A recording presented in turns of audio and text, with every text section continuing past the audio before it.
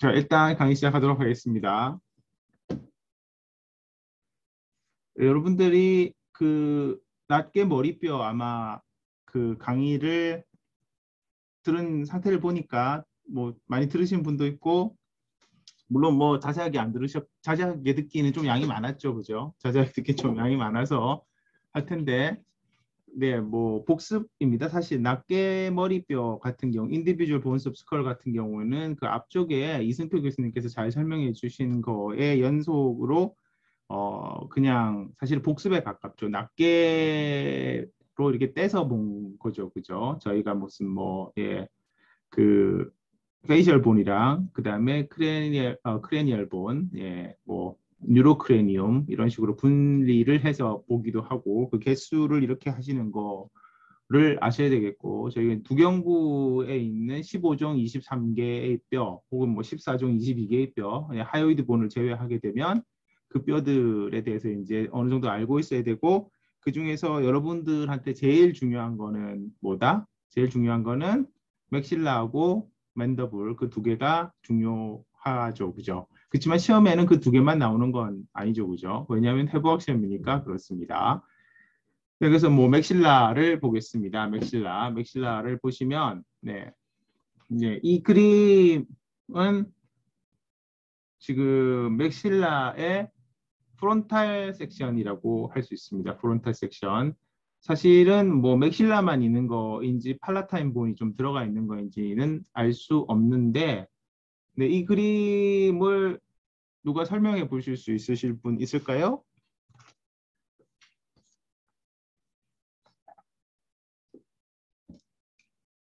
설명하실 분 있으시면 한번 설명해 봐 주세요. 네.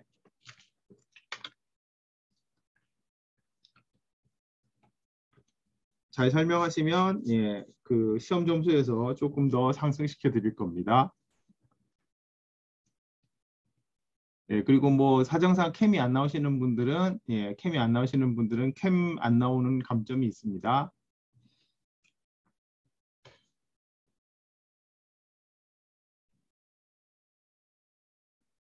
설명하실 분 없으시나요? 뭘 해놓은 거다. 예, 일단 뭐 그럼 제가 설명해 드릴게요. 임플란트가 있죠. 임플란트가 있고 네, 임플란트가 있습니다. 임플란트가 있고 여기에 이제 뭐 표시가 안 나는데 여기에 그 밑에 빨간색으로 되어 있는 라인이 보일 테고 이 빨간색으로 보이는 라인이 사이너스 플로어라고 되어 있습니다. 플로어는 바닥이라는 뜻이지요. 그죠? 바닥이라는 뜻이기 때문에 사이너스는 무슨 사이너스일까요? 여러분들 그 부비동 네 가지 배웠죠? 그죠? 파라네이저 사이너스 네 개를 배웠을 겁니다. 부비동 네 개 뭐가 있었어요? 기억을 해보시면 프론탈 사이너스 있었고요. 그 다음에 또 뭐가 있어요? 스페노이드 사이너스 그리고 스페노이드 본하고 프론탈 본의 사이에 있는 뼈가 무슨 뼈죠? 예, 에스모이드 본입니다. 지금 뭐 사실 오늘 제가 판서를 하면서 여러분들을 불러놓고 강의실에서 수업을 하고 싶었으나 제가 아침에 지금 한국에 도착한 관계로 저도 상당히 피곤해서 그냥 이렇게 비대면으로 수업을 하고 있습니다. 여러분들이 그 뼈를 지금 15정 24, 그 개수를 외우셨을 거 아니에요? 개수를 외우셨을 때 그걸 그냥 외우지 마시고 입체적으로 대충 생각을 해서 외우시면은 좋겠어요. 그래서 이제 사람을 이렇게 옆면으로 봤을 때 프로파일이라고 그러죠. 프로파일, 옆모습, 뭐 실루엣 이런 식으로 생각했을 때 그런 식으로 했을 때 제일 앞쪽에 튀어나와 있는 뼈가 뭐예요?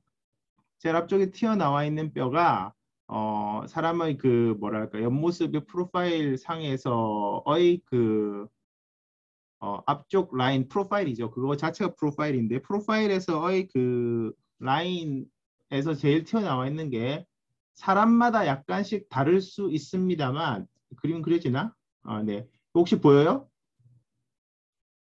제가 그리는 거 보이시죠? 아마 보이실 텐데 이게 프로파일이죠. 이렇게 옆에서 봤을 때 이렇게 했을 때 이건 사실은 소프트 티슈가 덮고 있을 때의 모습이고 소프트 티슈가 안 덮고 있을 때는 어떻게 됩니까? 소프트 티슈가 안 덮고 있을 때에는 스컬을 그려야 되니까 이런 식으로 이게 역시 또 마우스로 그리다 보니까 원래도 그림을 못 그리지만 형편없게 그리게 되는데 예, 이런 식으로 그리게 되죠. 여기에 안화가 있게 되고 이게 뭐죠? 네이잘 본이죠, 그죠? 그래서 사람에 따라서 요 프로파일이 여기가 더 많이 튀어나온 사람이 있고 이렇게 내려간 사람도 있고 아예 클래스 3처럼 주걱턱인 사람들 이렇게 인 사람은 이렇게 생긴 사람도 있고 혹은 무턱이라고 하는 사람은 이게 프로파일이 이렇게 생긴 사람도 좀 있죠, 그죠? 이렇게 있는 사람에 따라서 제일 앞쪽에 있는 뼈가 사실은 뭐라고 얘기하기는 힘들지만 이렇게 옆면에서 보았을 때 스컬이 이렇게 있다고 치면 여기 안화가 있고 안화 속에서 이 네이잘 본이 제일 앞쪽에 있는 거죠. 코로 봤을 때는 이건 이제 페이셜 크레니움에서 네이잘 본이고 그 다음 들어가면 뭐가 있어요? 레크리말 본이 있게 되고 레크리말 본 속에 있는 것이 뭐죠? 에스모이드 본이 되겠죠. 이런 식의 위치적 관계를 어느 정도 생각을 하시고 배우셔야지. 거기 있는 글자만 달달달달 외우시면 글자만 달달달달 외우시면 시험 성적은 잘 나옵니다. 시험 성적은 잘 나오는데 그렇지만 뭐 좀 더 그 공부를 제대로 하려면 그렇게 하시면 안 되겠죠. 좌우지간 이 그림에서 지금 밑에 있는 빨간색 라인이라고 되어 있는 거, 빨간색 라인이라고 되어 있는 거 좀 더 두껍게 그려볼까? 요거를 그리기로 했는데 왜 그리기가 안 되지? 예, 요거 이게 사이너스 플로우라는 거죠. 이 사이너스 플로우라고 하는 것이 있습니다. 이 플로우가 사이너스 플로우라고 하는 거는 사이너스 밑바닥이라는 뜻이죠. 밑바닥이 왜 중요하냐? 사이너스에는 함기화라는 현상이 발생되죠. 뉴마티제이션이라고 하는 현상이 발생합니다. 그래서 원래 태어났을 때는 이 사이너스가 여기 위에 지금 여기 위에 있는 녹색 부분이라고 하면 그리기 위해서 요 부분 아니 녹색이 아니고 빨간색인데 요 부분이 원래 차 있었다가 이게 점점 함기화 공기를 더 많이 품게 돼서 비게 되어 갖고 여기까지 이렇게 자꾸 내려가는 거예요. 내려가게 되면 어떤 문제가 생긴다?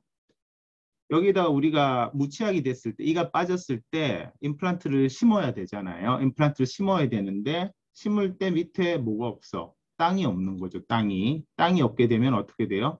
얘가 임플란트가 뼈랑 티타늄이라는 금속이 뼈랑 서로 오세오 인테그레이션이라고 합니다. 더 들어보셨을 텐데 오세오 인테그레이션인데요.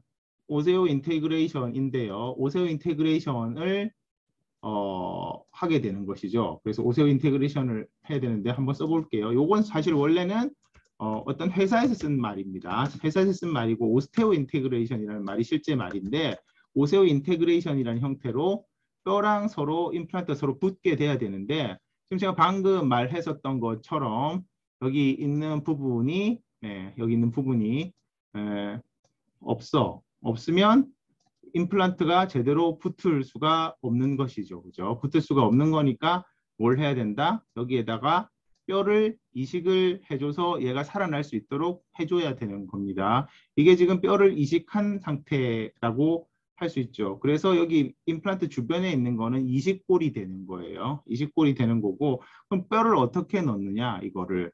자, 뼈를 어떻게 넣느냐는 여러분들이 뒤에 치주학 시간이라든가 임플란트를 배울 때 더 자세히 배울 텐데 좀 이따 나오면 다시 설명을 한번 드려보도록 하겠습니다. 자, 그래서 맥실라에서 이제 중요한 해부학적 구조물을 하나 꼽으라고 하면 여러 개가 있는데 그 중에서 이 맥실라리 사이너스를 꼽을 수가 있습니다. 맥실라리 사이너스를 꼽을 수가 있고 이 맥실라리 사이너스가 이 맥실라는 뼈가 몇 개죠? 2개짜리입니다. 2개짜리이기 때문에 양쪽에 있는 페어드 본이죠. 페어드 본. 맨디블은 어때요? 맨디블은 페어드가 아니고 언페어드 본이죠. 언페어드 본인데 페어드 본 자체에서 이렇게 떼서 안쪽을 이렇게 미드 세지탈 플레인 방향에서 바깥쪽으로 보면 맥실라만 뗐을 때 여기 왼쪽에 나와 있는 이 3D로 리컨스트럭션 되어 있는 모양처럼 이렇게 나온다라는 거죠. 3D 모양처럼 나온다라는 거고 그 다음에 여기에 이렇게 큰 공동이 있는 거죠. 비어있는 공간이 있는데 이 속을 저희가 맥실라리 사이너스라고 부르는 거죠. 아까도 말했다시피 4개의 부비동은 프론탈 사이너스, 그 다음에 스페노이델 사이너스, 맥실라리 사이너스, 그리고 네, 죄송합니다. 맥실라리 사이너스 그리고 에스모이달 에어셀. 예, 에스모이달 사이너스는 그렇게 부르는 이유가 에스모이드 본 자체 속에 있는 것이 이렇게 사골 봉서라고 해서 굉장히 조그만 구멍들로 이루어져 있습니다. 마치 알베올라 본에 구멍이 뚫려 있는 것처럼 되어 있어서 그렇게 부르는 거죠. 그 네 가지가 4대 부비동이 되어 있고 그 부비동끼리는 서로 사실은 좀 연결이 되어 있어요. 그런데 이게 실제 생체에서는 뼈들이 서로 붙어 있어서 맥실라 자체에서는 이렇게 큰 구멍이 뚫려 있지만 요거를 여기에서 보시면 다른 뼈들이 막고 있습니다. 그래서 노란색으로 표시되어 있는 거 이건 이제 아주 오래된 그레이 어나토미에 있는 그림인데 노란색으로 막고 있는 거는 인피리어 네이절 콩카. 자, 인피리어 네이절 콩카는 인디비주얼 본스 오브 스컬 중에 하나입니다. 페이셜 크레니움을 배우셨죠. 구종으로 배우셨을 때 6종 8개, 뭐 9종 15개 이렇게 배우셨잖아요. 그 중에서 인피리어 네이절 콩카. 콩카는 3개가 있죠. 수피리어 네이절 콩카, 미들 네이절 콩카, 인피리어 네이절 콩카 3개가 있는데 그 중에서 수피리어와 미들은 무슨 뼈다? 맞추시는 분 없을까? 네. 맞추시면 가점을 드립니다. 네, 에스모이드 본이죠. 네, 김경진 학생이 수신자 모두에게 보냈네. 네, 하여튼 그렇습니다. 에스모이드 본에 2개가 달려 있고 나머지 하나 인피리어 네이절 콩카는 독립적인 뼈이죠. 콩카는 여기 뭐 그 말하기 싫어하니까 그 채팅에다가 하는 것도 상당히 좋은 것 같은데 기록이 남아서 네 어쨌든 방패라는 뜻인데 이게 아래쪽에 달려 있는 게 하나 있고요. 그 다음에 그 밑쪽에 이렇게 요 부분을 막고 있는 약간 더 어두운 파란색이라고 할까 짙은 예 곤색 같은 거에 보면 팔라타인 본이 있죠. 팔라타인 본은 어떤 본이에요? 팔라타인 본은 맥실라의 뒤쪽에 붙어 있는 본이죠. 여기 이제 프로세스하고 이런 거 외우셔야 되는데 펄펜디큘러 플레이트랑 호라이즌탈 플레이트 2개 플레이트가 있고요. 프로세스가 3개가 있죠. 그죠?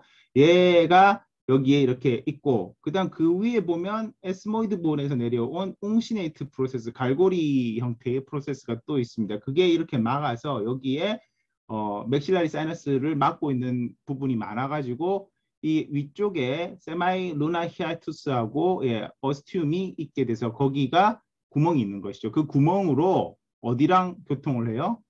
예, 네이잘 캐비티랑 교통을 하게 되는 거죠. 네이잘 캐비티. 그래서 이게 정면에서 보셨을 때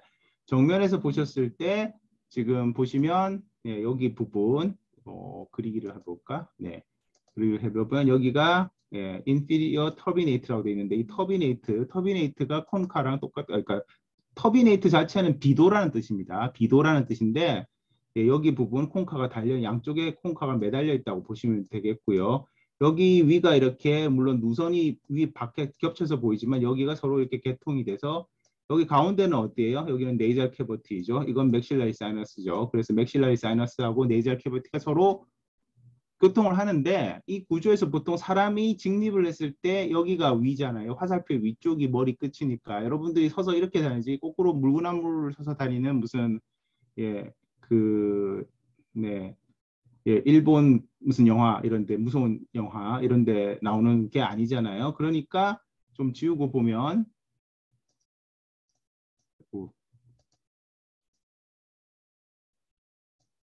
여기에 뭐가 차면 어떻게 될까요? 이 부분에 뭐가 찼다. 뭐가 찰까? 단순히 여러분들이 뭐 수영을 한다든가 그렇다든가 할 때 여기 개방이 돼 있으면 물이 들어갈 수도 있고 뭐 다 되잖아요. 그죠? 다 되면 여기 안에가 빈 공간이니까 이 속에 뭔가 찰 수 있어요. 대표적으로 뭐 물이 찬다기보다는 끈적끈적한 뮤시너스한 그런 그 뮤커스가 차죠. 뮤커스 그러니까 뭐 코하고 이게 가래 비슷한 그런 것들이 끈적끈적한 점액성 물질들이 잘 차는데 이게 어떻게 돼야 된다? 여기 계속 있으면 어떻게 되겠죠? 계속 있으면 세균의 온상이 돼가지고 여기서 염증이 발생을 하겠지. 그래서 이게 원래는 이렇게 올라와서 이 바깥으로 이렇게 빠져나와야지 여러분들이 흥 하고 코를 풀면 그게 이렇게 휴지에 닦여서 나와야지 깔끔해지는 거지. 근데 이게 잘 안 되면 어떻게 돼? 잘 안 되면 이게 막히고 축농증이 되는 겁니다. 축농증이 되는 건데 여기에는 이제 이거를 조직학적으로 보면 조그마한 실리아들, 선모들이 많이 있어갖고 여기 있는 찌꺼기들을 위로 이렇게 다 퍼내는 거예요. 단순히 이게 아래쪽으로 뚫려 있으면 자동적으로 잘 나오겠죠. 이렇게 배수가 잘 되죠. 우리 그 집에 있는 하수관처럼 돼 있으면 이런 문제가 안 생겨. 근데 이게 그렇지 않고 위쪽으로 내보내야 되기 때문에 그 안에 있는 조그마한 셀들에 달려있는 그 실리아가 계속 움직여가지고 얘들을 바깥으로 퍼내는 역할을 하는 거죠. 하지만 여기 어떤 감염으로 인해서 그 상피들이 붙게 되죠. 그러니까 붙는다, 부종, 이데마가 오게 되는데 붙게 되고 하면 어떻게 돼요? 여기 위에 이렇게 뚫려 있는 아스티움이라고 하는 부위가 있는데 그 아스티움이라고 하는 부위가 네, 빨간색으로 표시해 볼게요. 여기죠. 이쪽을 통해서 나가야 되는데 여기가 양쪽에서 위아래가 이렇게 뚱뚱하게 보면 막혀요. 막히면 아예 못 나오게 되고 여기가 혼탁하게 되죠. 그러면 그게 이제 축농증인 거예요. 그러면 이 부분에 대해서 배농을 해줘야 되지. 안에 가득 차 있는 거를 빼내줘야 되는 거니까 수술을 한다거나 혹은 약을 먹어서 붓기를 뺀다거나 뭐 그런 것들이 필요하게 됩니다. 그럼 우리한테는 왜 중요하냐? 옛날에는 하나도 안 중요했지. 옛날에는 치과 의사들은 몰라도 되는 부분이었는데 요즘 왜 중요하냐? 여기다 임플란트를 심어야 되죠. 임플란트를 심고 싶어. 왜? 거기 있는 어금니 부분, 상악동 위에 있는 지금 밑에 여기 보시면 나오지만 여기 보시면 나오지만 그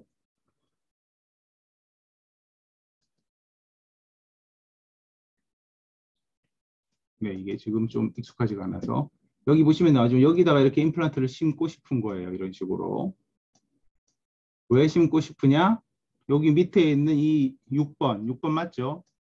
1번, 2번, 3번, 4번, 5번. 치아 형태학을 배웠으니까 이 정도는 알아야 되죠. 그럼 6번, 그다음 7번.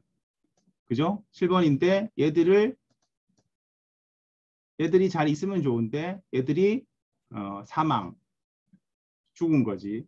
빠졌어. 없어요. 어디 가고 없어요. 그러면 여기 이제 없는데 이 얘도 6번이죠. 6번, 7번, 8번이죠. 8번인데 얘가 빠졌어. 없는데 여기 아까 앞쪽 그림에서 잠깐 돌아가서 보면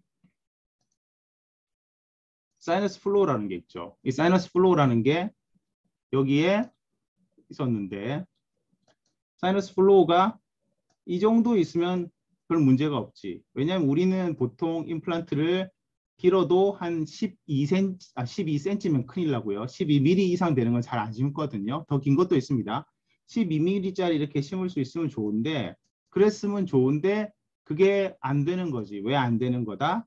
처음에 말했다시피 여기에 있었던 얘가 정상적으로는 이렇게 있었었는데 네, 이렇게 있었는데 이게 누마티제이션이 된다는 거는 이 공간, 사이너스의 공간이 자꾸 넓어진다는 걸 얘기하는 거고 그걸 통해서 여기에 있는 네, 죄송합니다. 선거 처리돼서 지금 엉뚱한 전화가 자꾸 오고 있네요.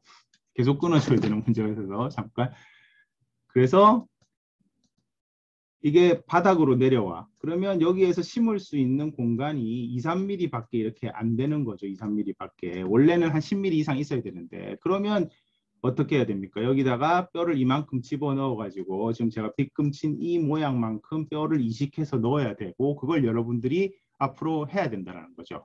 그래서 이걸 하게 되기 때문에 사이너스를 건드리게 됐고 사이너스를 건드리게 되면서 여러분들은 사이너스의 해부학이라든가 생태에 대해서 잘 알지 않으면 할 수가 없게 되는 거죠. 그럼 이거를 구치부, 어금니죠. 이제 구치부란 말이 약간 익숙하실 때가 됐는데 이 구치부에다가 임플란트를 할 때 그럼 사이너스 그래프트는 얼마나 사줘야 되는가? 생각보다 굉장히 사줘야 됩니다. 저게 없는 거는 심기 너무 쉬워요. 근데 저게 생각보다 없기 때문에 대부분 사이너스 그래프트를 해야 되는 경우가 상당히 많은데 사이너스 그래프트를 하고 되면 거기다가 이제 이식골 자기 뼈를 집어넣지 않고 보통 합성골이나 이런 걸 집어넣는데 그걸 집어넣으면 뭐 한 6개월에서 9개월 정도 기다려야 되죠. 상당히 오래 걸리고 그러는 사이에 여기에 이제 자기 뼈가 완성이 되면 마치 콘크리트처럼 완성이 되는 건데 여러분들이 자갈 같은 합성 이식제를 집어넣으면 그 사이사이에 이렇게 뼈가 들어와 가지고 그거를 이렇게 서로 연결을 해 주게 됩니다. 연결을 해 주게 되고요. 그런 식이 되면은 여기가 이제 뼈가 차게 돼 있는 거죠. 좋아요. 그래서 다시 넘어가서 이게 이제 실물이죠, 실물. 실물 사진이고, 네. 실물 사진이고, 이승표 교수님 슬라이드인데, 이제 스컬을 이렇게 미드세스탈 섹션을 한 것이고요. 안쪽에서 이렇게 에스모이드 본도 떨어져 있고, 예, 에스모이드 본도 떨어져 있고, 이건 프론탈 본이 있고, 여기 스페노이드 본이 붙어 있는 상태에서 중간에 에스모이드 본은 떨어지고, 안쪽에 보면 이렇게 맥실라리 사이너스가 있고, 이건 맥실라이죠. 이건 여기까지가 맥실라 아래쪽에 있는 예, 호라이즌탈 플레이트가 있는 팔라타인 본이 약간 붙어 있는 이런 상태가 되겠습니다. 여기서 보시게 되면 네, 이 부분이 아까 그 큰 그림에서 봤었던 그 구멍이 되는 거죠. 근데 실제로 생체 내에서는 이렇게 큰 구멍이 있는 게 아니라 훨씬 작은 구멍이 있게 되죠. 네, 뭐 비슷한 건데요. 복잡하니까 또 조금 쉬워서 보면 이건 어디서 본 그림일까요? 이거는 자, 절단면을 보실 때 어디서 본 건지 이렇게 잘 생각하고 잘 보셔야 됩니다. 잘 보셔야 되고 이건 지금 여기가 제가 그리고 있는 여기가 안와입니다. 안와. 안와를 파라세지탈 섹션 사람이 이렇게 있으면 사람을 위에서 봤을 때 사람의 코가 여기고 사람의 눈이 약간 이렇게 있었다라고 하면 대략 이 정도로 이렇게 자른 것을 이 정도로 자른 것을 여기에다가 눈알을 둬서 이렇게 본 그림입니다. 예, 이걸 제가 펜을 쓸 수 있으면 상당히 좋겠는데 마우스로 하다 보니까 잘 안 되는데 이렇게 본 거가 이해가 되셔야 될 거고요.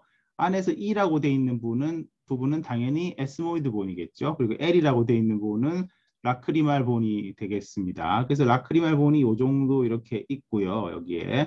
그 다음 이건 맥실라의 루프죠. 이건 에스모이드 본이고 이 아래쪽에 이게 웅시네이트 프로세스라고 하는 건 아까도 나왔다시피 뭐예요? 에스모이드 본에 달려있는 갈고리 모양이고요. 그다음 팔라타인 본이 일부 이렇게 붙어 있고 그다음 이건 맥실라의 내측벽이 되겠죠. 내측벽이 돼 있고 여기에 이렇게 살짝씩 올라와 있는 뭔가는 그건 나중에 나오는데 septum이라고 해서 격벽이라고 해서 맥실라리 사이너스 내에 있는 벽입니다. 그래서 이게 방이 꼭 하나가 아닐 수도 있어요. 방이 꼭 하나가 아닐 수도 있다. 그 정도를 아시면 되겠고 그다음에 네. 한꺼번에 지우는 게 있으면 좋을 것 같은데 있는데 제가 모르는 건지 자, 그래서 맥실라리 사이너스에 이식제를 넣는 거는 크게 두 가지 방법이 있습니다. 지금 그림에 나중에 배우시게 될 텐데 여기 나와 있는 것처럼 4번까지 있고 5, 6, 7이 없을 때 여기 플로우가 여기밖에 없으면 여기에다가 임플란트를 이만큼씩 심게 되면 뿌리의 밑동이 다 이렇게 밖에 드러나잖아요. 그러면 안 되니까 여기에다가 이제 이식제를 넣는 건데 이걸 윈도우 오프닝 테크닉, 레터럴 윈도우 오프닝 테크닉이라고 해서 요 부분에 요렇게 네모, 뭐 때에 따라서는 동그랗게 해서도 됩니다. 이렇게 네모를 딱 뚫어서 그냥 딱 뚫는 게 아닙니다. 그냥 딱 뚫으면 이건 그냥 아무나 할 수 있는 거죠. 도축업자도 할 수 있는 거죠. 그게 아니고 살살살살 뚫어야 돼요. 살살살살. 살살살살 뚫으면 어떻게 되냐? 밖에서 봤을 때 요 그림하고 비슷하게 요렇게 돼 있는 그림이라고 치면 여기에서 에, 뼈를 뚫을 때 뼈를 뚫을 때 이게 뼈의 안쪽 벽, 이게 뼈의 바깥쪽 벽이면 라운드 버라고 하는 걸로 뚫어요, 보통. 라운드 버라고 하는 거는 버 끝에 이렇게 라운드하게 달려있는 버이죠. 아마 여러분들 보존 시간에 한번 써보셨죠? 카바이드 버 중에서 이렇게 라운드처럼 생겨있는 라운드 버, 2분의 1 버부터 8번 버까지 있습니다. 그런 걸 가지고 여기를 조금씩 이렇게 깎아내요. 그런 식으로 이렇게 사각형을 만들어서 깎아내죠. 그래서 잘 뚫으면 이 안쪽에 뼈의 안쪽에 멤브레인이 있습니다. 멤브레인은 뭐예요? 막이잖아요. 막. 슈나이드리안 멤브레인이라고 그러지. 상악동 안에 있는 맥실라리 사이너스에 막이 있는데 이거를 뚫으면 어떻게 된다? 이걸 뚫으면 게임 끝. 실패입니다. 실패면 뭐가 되는 거예요? 실패면 덮어놓고 한 3, 4개월 있다가 다시 들어가야 돼요. 3, 4개월 있다 다시 들어가야 돼서 여러분들이 뭘 생각하시면 되냐면 이거 지금 제가 그림을 잘 못 그리는데 달걀이 있어요. 달걀 삶은 달걀. 여기 저기 상하회관에 가면 있는 그런 그 맥반석 달걀 말고 그냥 달걀을 생각하시면 되는데 이 달걀을 껍질을 까면 어떻게 돼? 그 속에 안에 얇은 막이 하나 있죠. 잘 까면 어떻게 하면 잘 깔 수 있어요? 소금물에 삶은 계란은 잘 까지지. 소금물에 삶은 계란은 잘 까지는데 이렇게 잘 깨서 딱딱한 머리에 한번 치고 그 다음에 이렇게 깰 때 한 번에 잘 벗겨지도록 하면 좋은데 잘 안 벗겨지면 좀 난감하죠. 잘 안 벗겨지면 이렇게 지저분해지는데 그것처럼 이렇게 속에 얇은 막이 있다는 거죠. 그래서 실제로 여러분들이 3, 4학년이 되거나 혹은 나중에 치주과에 들어가신다거나 하게 되면 그런 연습을 하게 됩니다. 안에 있는 막은 안 찢고 밖에 있는 껍질을 뜯어내는 역할을 하는 거지. 그게 이제 기술이지, 기술. 그래서 여기 있는 것처럼 이걸 이렇게 뚫어서 조금씩 안쪽으로 들어가가지고 막이 나왔을 때쯤 되면 밖에서 보면 거기가 약간 어두워요. 왜냐하면 그쪽에 누군가 라이트를 비추고 있지 않다면 거기는 어두운 공간이겠죠. 그죠? 그러니까 약간 어두워지고 그다음 이 얇은 막은 페일하기 때문에 속에 있는 게 비쳐 보여서 보통의 뼈 같은 경우는 이제 노란 색깔, 약간 들 노란 색깔, 이렇게 아이보리 색깔 같은 게 있는데 뚫으면 이렇게 살짝 나와요. 이렇게 나왔을 때 여기에서 이제 그린 스틱 프릭처라는 걸 일으켜. 그 제가 한번 써볼게요. 그린 스틱이라서 그린 스틱 프랙처라는 용어는 정식 용어인데 이게 이제 그 뼈가 여러분들처럼 이제 그 젊고 그 단단한 뼈 같은 경우는 사고가 났을 때 뚝 하고 부러지는데 그게 아니고 애들 같은 뼈는 좀 이게 잘 안 돼가지고 그 캘시피케이션이 제대로 안 돼서 딱 안 부러지고 이렇게 약간 휘어지게 됩니다. 조금 휘어지게 되는데 그런 현상이 발생할 수 있어요. 근데 그런 현상을 여러분들이 일으켜야 됩니다. 즉 여기 정도에서 지우개가 어디 갔나? 네, 여기 정도에서 여기하고 여기가 지금 방금 제가 그린 여기하고 여기에요. 이렇게 한 다음에 안으로 툭 쳐가지고 안쪽으로 이렇게 위로 이렇게 올라가도록 젖혀지도록 잘 만드시면 이 속에 있는 슈나이드리안 멤브레인이라는 것이 죄송해요. 슈나이드리안 멤브레인으로 표시되어 있는 게 이 그림에서 잘 보실지 모르겠는데 이거입니다. 이거 여기 있는 커튼이 접히는 것처럼 쭈글쭈글하게 돼 있죠. 석유에 붙어 있었던 것이 이런 방향으로 이렇게 올라가면서 발생하는 현상이죠. 이때 이 부분이 잘 안 찢어지도록 조심하게 하는 게 중요하고 그런 다음 여기에다가 뼈가루를 집어넣어 가지고 뼈가루라고 하는 건 이식제죠. 이식제를 집어넣어서 한 다음 다시 고이 잘 접어서 넣어 놓으면 이 뼈가루 사이사이로 여러분들의 여기 있는 뼈들이 이렇게 자라 들어와 가지고 콘크리트라는 게 뭐예요? 그 자갈 옆으로 시멘이 들어와서 굳은 거잖아요. 그런 형태처럼 여기가 굳게 됩니다. 그러면은 원래 이 사이너스에서의 바닥의 높이는 어디예요? 이 사이너스에서의 바닥의 높이라고 하는 건 사이너스 플로어에서 바닥의 높이는 여기였잖아요. 여기였는데 여기다가 이렇게 임플란트를 심으면 뭐 대략 한 10mm짜리 임플란트를 심었다고 했을 때 어떻게 돼요? 이 아래쪽에 있는 6, 7mm는 어떤 상태? 누드 상태인 거죠. 누드 상태. 그러면 안 붙고 바이오미케닉스 상에서 힘을 못 받아. 그러니까 그걸 막기 위해서 여기 있는 이식제를 집어넣고 여기 뼈를 만들고 나서 좋은 땅을 만든 다음에 임플란트를 심는다라는 개념으로 생각하시면 돼요. 상당히 길게 설명했는데 근데 이게 이런 방식이 왼쪽에 있는 게 여기 피겨 예, 그 피겨 3 이렇게 돼 있는데 레터럴 엔트로스톰이라고 하는데 이 엔트룸이라는 게 방이라는 뜻이죠. 그래서 엔트룸이라고 하는 방을 뚫는다는 그런 얘기가 되겠고요. 그 다음 2번도 똑같은 그림입니다. 같은 그림이고 이렇게 하는 방식이 있고 이렇게 하지 않고 여기에다가 오스테오톰이라고 하는 거 글자 보이신지 모르겠어요. 오스테오톰이라고 하는 거는 여기를 해머라고 그러지 않고 이제 정식으로는 말렛이라고 그럽니다. 말렛이라고 하는 거 갖고 여기 밑에서 구멍을 뚫어서 망치로 때려요. 망치로 때리면 여기가 역시 그린 스틱 프랙처가 일어나서 천장이 조금씩 들리는 거지. 천장이 조금씩 들리면서 이 맨 밑에 있는 그림처럼 살짝 살짝씩 올리는 방법이 있어요.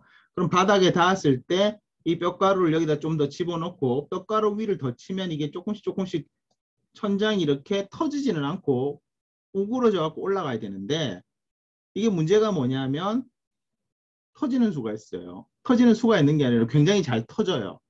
그래서 옛날에는 오른쪽 방식이 오픈 서저리가 아니죠. 그러니까 플랩을 젖혀야 될 필요가 없기 때문에 저걸 했으면 좋겠다라고 많은 생각을 했었는데 요즘은 사람들이 수술 기법이 좀 많이 발달해서 오히려 왼쪽을 훨씬 많이 씁니다. 두 가지 방법. 많이 쓰게 되고 오른쪽 방법은 요즘은 별로 쓰지 않습니다. 이걸 사이너스 오스테오톰 테크닉이라고 하는 것들이 있는데 나중에 여러분들은 생각할 때 이 사이너스의 바닥에 있는 플로어하고 그다음에 리졸브드 되어 있는 알베올라 본의 리지 사이의 이 거리가 임플란트를 심기에 충분하지 않다고 하면 이런 수식을 해야 되고요. 당연히 생각해 보시면 알겠지만 왼쪽에 있는 방법으로 할 때가 오른쪽에 있는 방법으로 할 때보다 훨씬 많은 뼈가 들어갈 수 있습니다. 훨씬 많은 뼈가 들어갈 수가 있기 때문에 오른쪽은 살짝 모자랄 때에 부가적으로 한 번 정도 써볼 수 있는 방법이라고 생각하시면 돼요. 자, 좋습니다. 그래서 이걸 이제 맥실라를 포함한 얼굴을 이렇게 앞에서 잘랐을 때 이 프론탈 섹션을 하면 이렇게 생겼고 이건 그러니까 안테로 포스테리어 랭스에서 이거는 호라이즌탈 섹션을 한 거고 프론탈 섹션을 하게 되면 이렇게 생겨가지고 여기 같은 경우 상방에 이 정도의 약간의 오스테오텀이 있어서 얼마 정도의 뼈를 집어넣으면 안정적인가 해서 옛날에는 이런 식으로 엔트럴 플로어, 엔트룸 자체가 방이기 때문에 사이너스랑 엔트룸이랑 거의 같은 뜻이에요. 요거의 플로어에서부터 뭐 5mm를 높이냐, 10mm를 높이냐, 15mm를 높이냐, 20mm를 높이냐를 갖고 논쟁이 있었었는데 사실 이렇게 많이 높일 필요가 없습니다. 왜냐하면 우리가 심는 임플란트 자체가 그렇게 길지 않아요. 자, 그래서 근데 이제 문제는 이렇게 높여놔도 다시 내려오는 거죠. 이거 왜 내려올까요? 아시는 분. 왜 자꾸 이렇게 내려올까? 그룹 1하고 그룹 2하고 그룹 3가 있는데 이게 이제 그룹 1이든 2든 3든 원래의 임플란트를 심어 놓을 때는 최초에 할 때는 이런 식으로 충분하게 올렸겠지 보통. 올렸는데 이게 시간이 지나면서 자꾸 내려와. 누마티제이션이 더 일어나는 건데 그걸 리누마티제이션이라고 하는 거죠. 되게 보통은 청소년기 지나고 어른 되기 전에 누마티제이션이 많이 일어납니다. 그래서 사실 이게 누마티제이션이 일어나지 않았다면 여러분들의 머리가 훨씬 더 무거웠을 거예요. 속에 통뼈지 통뼈. 통뼈인데 그 속이 가벼워서 그래서 부비동의 기능에 보면 머리의 무게를 가볍게 한다 뭐 이런 얘기도 있는데 그건 사실은 사람들이 뒤에 붙인 그 추측, 컨젝처일 뿐이지 사실 그게 사실인지 아닌지는 알 수 없습니다. 근데 저 속이 뼈로 다 차 있었으면 굉장히 많은 그 본이라든가 혹은 본 매로우가 들어있는 상태가 되는 거죠. 여하간 어떠한 이유로 저 알 수 없는 이유로 저기 있는 뼈가 이렇게 자꾸 흡수되고 저렇게 흡수될 때 주로 더 많이 흡수되는 것은 오토지너스 본 그래프트를 할 때 훨씬 더 흡수가 많이 된다고 알려져 있습니다.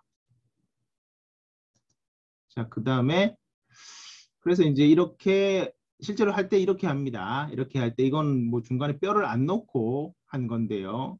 이게 뭐 대략 뭐 4번, 5번, 6번 뭐 그런 정도 될 텐데 여기 뼈에다가 이 위에다 이렇게 윈도우를 뚫고 그 위에 올리면 여기 지금 대충 보이는 것이 슈나이드리안 멤브레인이라는 것이고 그 속에 원래 여러분들은 뼈를 더 집어넣었어야 되는데 이 사람은 조금 다른 수식을 보여주고 있는 거예요.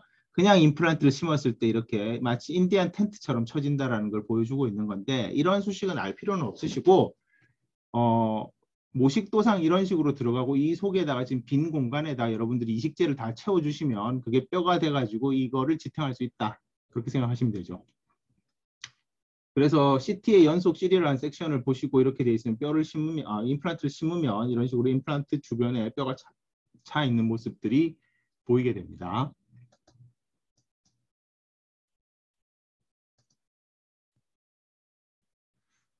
네, 근데 이게 네, 이 사진의 이름은 뭐죠? 네, 이 정도는 아시죠? 파노라마죠. 여기 있는 거는 이건 CT입니다. 콘빔 CT. 콘빔 CT 이건 파노라마인데 파노라마는 단면만을 보여줘요. 단면만을 보여주기 때문에 이걸 보면 이게 어떻게 생겼는지 대충 알 수가 없어. 그래서 이걸 갖고 이렇게 임플란트를 심다가 이렇게 펄포레이션이라고 하죠. 펄포레이션. 펄포레이션이 뭐예요? 펄포레이션이 구멍을 내는 거잖아요. 구멍을 내는 거. 구멍을 내는 건데 펄포레이션은 여러분들이 하는 것 중에 두 가지가 있습니다. 펄프 체인버를 액세스 오프닝에서 그 엔도돈틱스 할 때 배우시게 될 텐데요. 그때 펄포레이션을 하거나 사이너스 펄포레이션을 하거나 둘 다 펄포레이션을 하면은 뭐 큰일 나는 정도까지는 아니라도 그 수식에 실패이죠, 실패. 예를 들어서 치아를 펄포레이션 시켰다 그럼 그 빼야 되고 사이너스 엘리베이션을 할 때 슈나이드리안 멤브레인을 펄포레이션 했다고 하면 아까 말씀드렸던 것처럼 덮어야 됩니다. 실패인데 이게 이제 그 파노라마 뷰라고 하는 거는 아까도 말씀드렸다시피 이렇게 잘라서 보는 거여 가지고 이렇게 잘라서 여러분들이 이런 식으로 보는 거잖아요. 이런 식으로 보는 거라서 이걸 여기에 돼 있는 거를 그대로 이렇게 옮겨서 나와 있는 게 아까 그 그림이라는 거예요. 그래서 3차원적인 구조를 제대로 볼 수가 없어요. 제대로 볼 수가 없어서 이걸 잘 해석해야 되는데 2차원을 보고 잘 해석해야 되는 것이 여러분들의 숙제이죠. 여러분들의 진단 능력이라고 볼 수 있는 건데 그래야 되는데 실제로는 저렇게 생긴 거를 파노라마로 이제 진단을 잘못해서 생긴 사례를 보여주는 건데 그 앞쪽을 이제 다시 한번 잠깐 돌아가서 보겠어요. 돌아가서 보면 이게 뭔지 잘 몰랐고 여기 부분이 맥실라리 사이너스이고 여기 부분이 맥실라리 사이너스인데 어떻게 생겼는지 가늠을 할 수 없었어. 가늠을 할 수 없어가지고 대략 여기에다가 지금 여기 보면 이게 바깥쪽 알베올라 본의 바닥 지금 제가 그리는 거 이게 알베올라 본의 바닥 그다음에 이게 대충 사이너스의 플로어 정도로 생각하고 여기다가 어떤 이 정도의 본 그래프트를 할 예정으로 들어간 거지. 들어갔는데 실제에서는 생김새가 조금 달랐다는 거죠. 조금 달라서 이렇게 생겨서 원래 이제 들어가서 봤을 때 계획은 어떤 거였냐면 여기에 익세스한 뼈가 있으니까 이걸 이제 엑스오스토시스라고 해서 뼈가 좀 더 자라 나오는 경우가 있습니다. 요걸 잘라서 여기를 뗀 다음에 돌려가지고 여기 붙이면 자동적으로 좀 높아지고 그런 다음 여기를 잘 덮어서 이렇게 임플란트를 심으면 좋겠다라고 생각을 했는데 실제로는 이랬다는 거죠. 실제로는 보니 엑소스토시스라고 하는 부분까지 누마티제이션이 진행이 돼 있었던 거죠. 그래서 이런 상태에서 컷을 했는데 컷을 하는 순간 이미 여기에 있는 슈나이드리안 멤브레인이 구멍이 나서 실패가 된 것입니다. 그렇기 때문에 여러분들이 진단을 하실 때 여러 가지 각도로 잘 생각하셔가지고 진단을 하셔야 돼요. 해부학적인 구조를 잘 아시는 거는 일단 기본적으로 평균적인 구조를 잘 아셔야 되고 그 다음 어떠한 변이가 있을 수 있을지 그러니까 3차원적인 지오메트리를 잘 생각하시고 접근을 하셔야지 좋은 수술 결과를 가져올 수가 있습니다. 네, 요건 그냥 넘어갈게요. 그래서 이제 여기 잘 보시면 이렇게 살짝씩 구멍이 난 게 보여요. 이게 아까 말씀드렸던 것처럼 동그랗게 윈도우 창을 뚫어서 위로 젖힌 거고 잘하면 이렇게 되는데 이걸 할 때 살짝씩 여기가 막이 터진다는 거죠. 이렇게 막이 터지면 어떻게 돼요? 여기에 돌가루 같은 뼈가루를 집어넣는데 이 사람이 밤에 자는데 말씀드렸지만 사이너스가 어디랑 서로 연결이 돼 있다고요? 네이잘 캐버티로 연결이 돼 있죠. 네이잘 캐버티로 연결이 돼 있으면 어떨 것 같아요? 저기 놓여 있는 이식제가 사이너스 밖에 나가서 네이잘 캐버티로 뒤로 넘어가서 어디로 나와?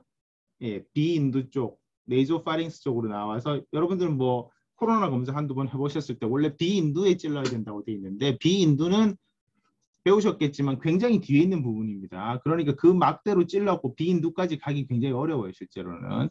그게 너무 크죠. 근데 거기로 이렇게 넘어가게 되면 목 뒤로 이렇게 딱딱한 돌가루 같은 게 넘어오는 수가 있는데 그게 바로 이식제가 새서 그런 겁니다.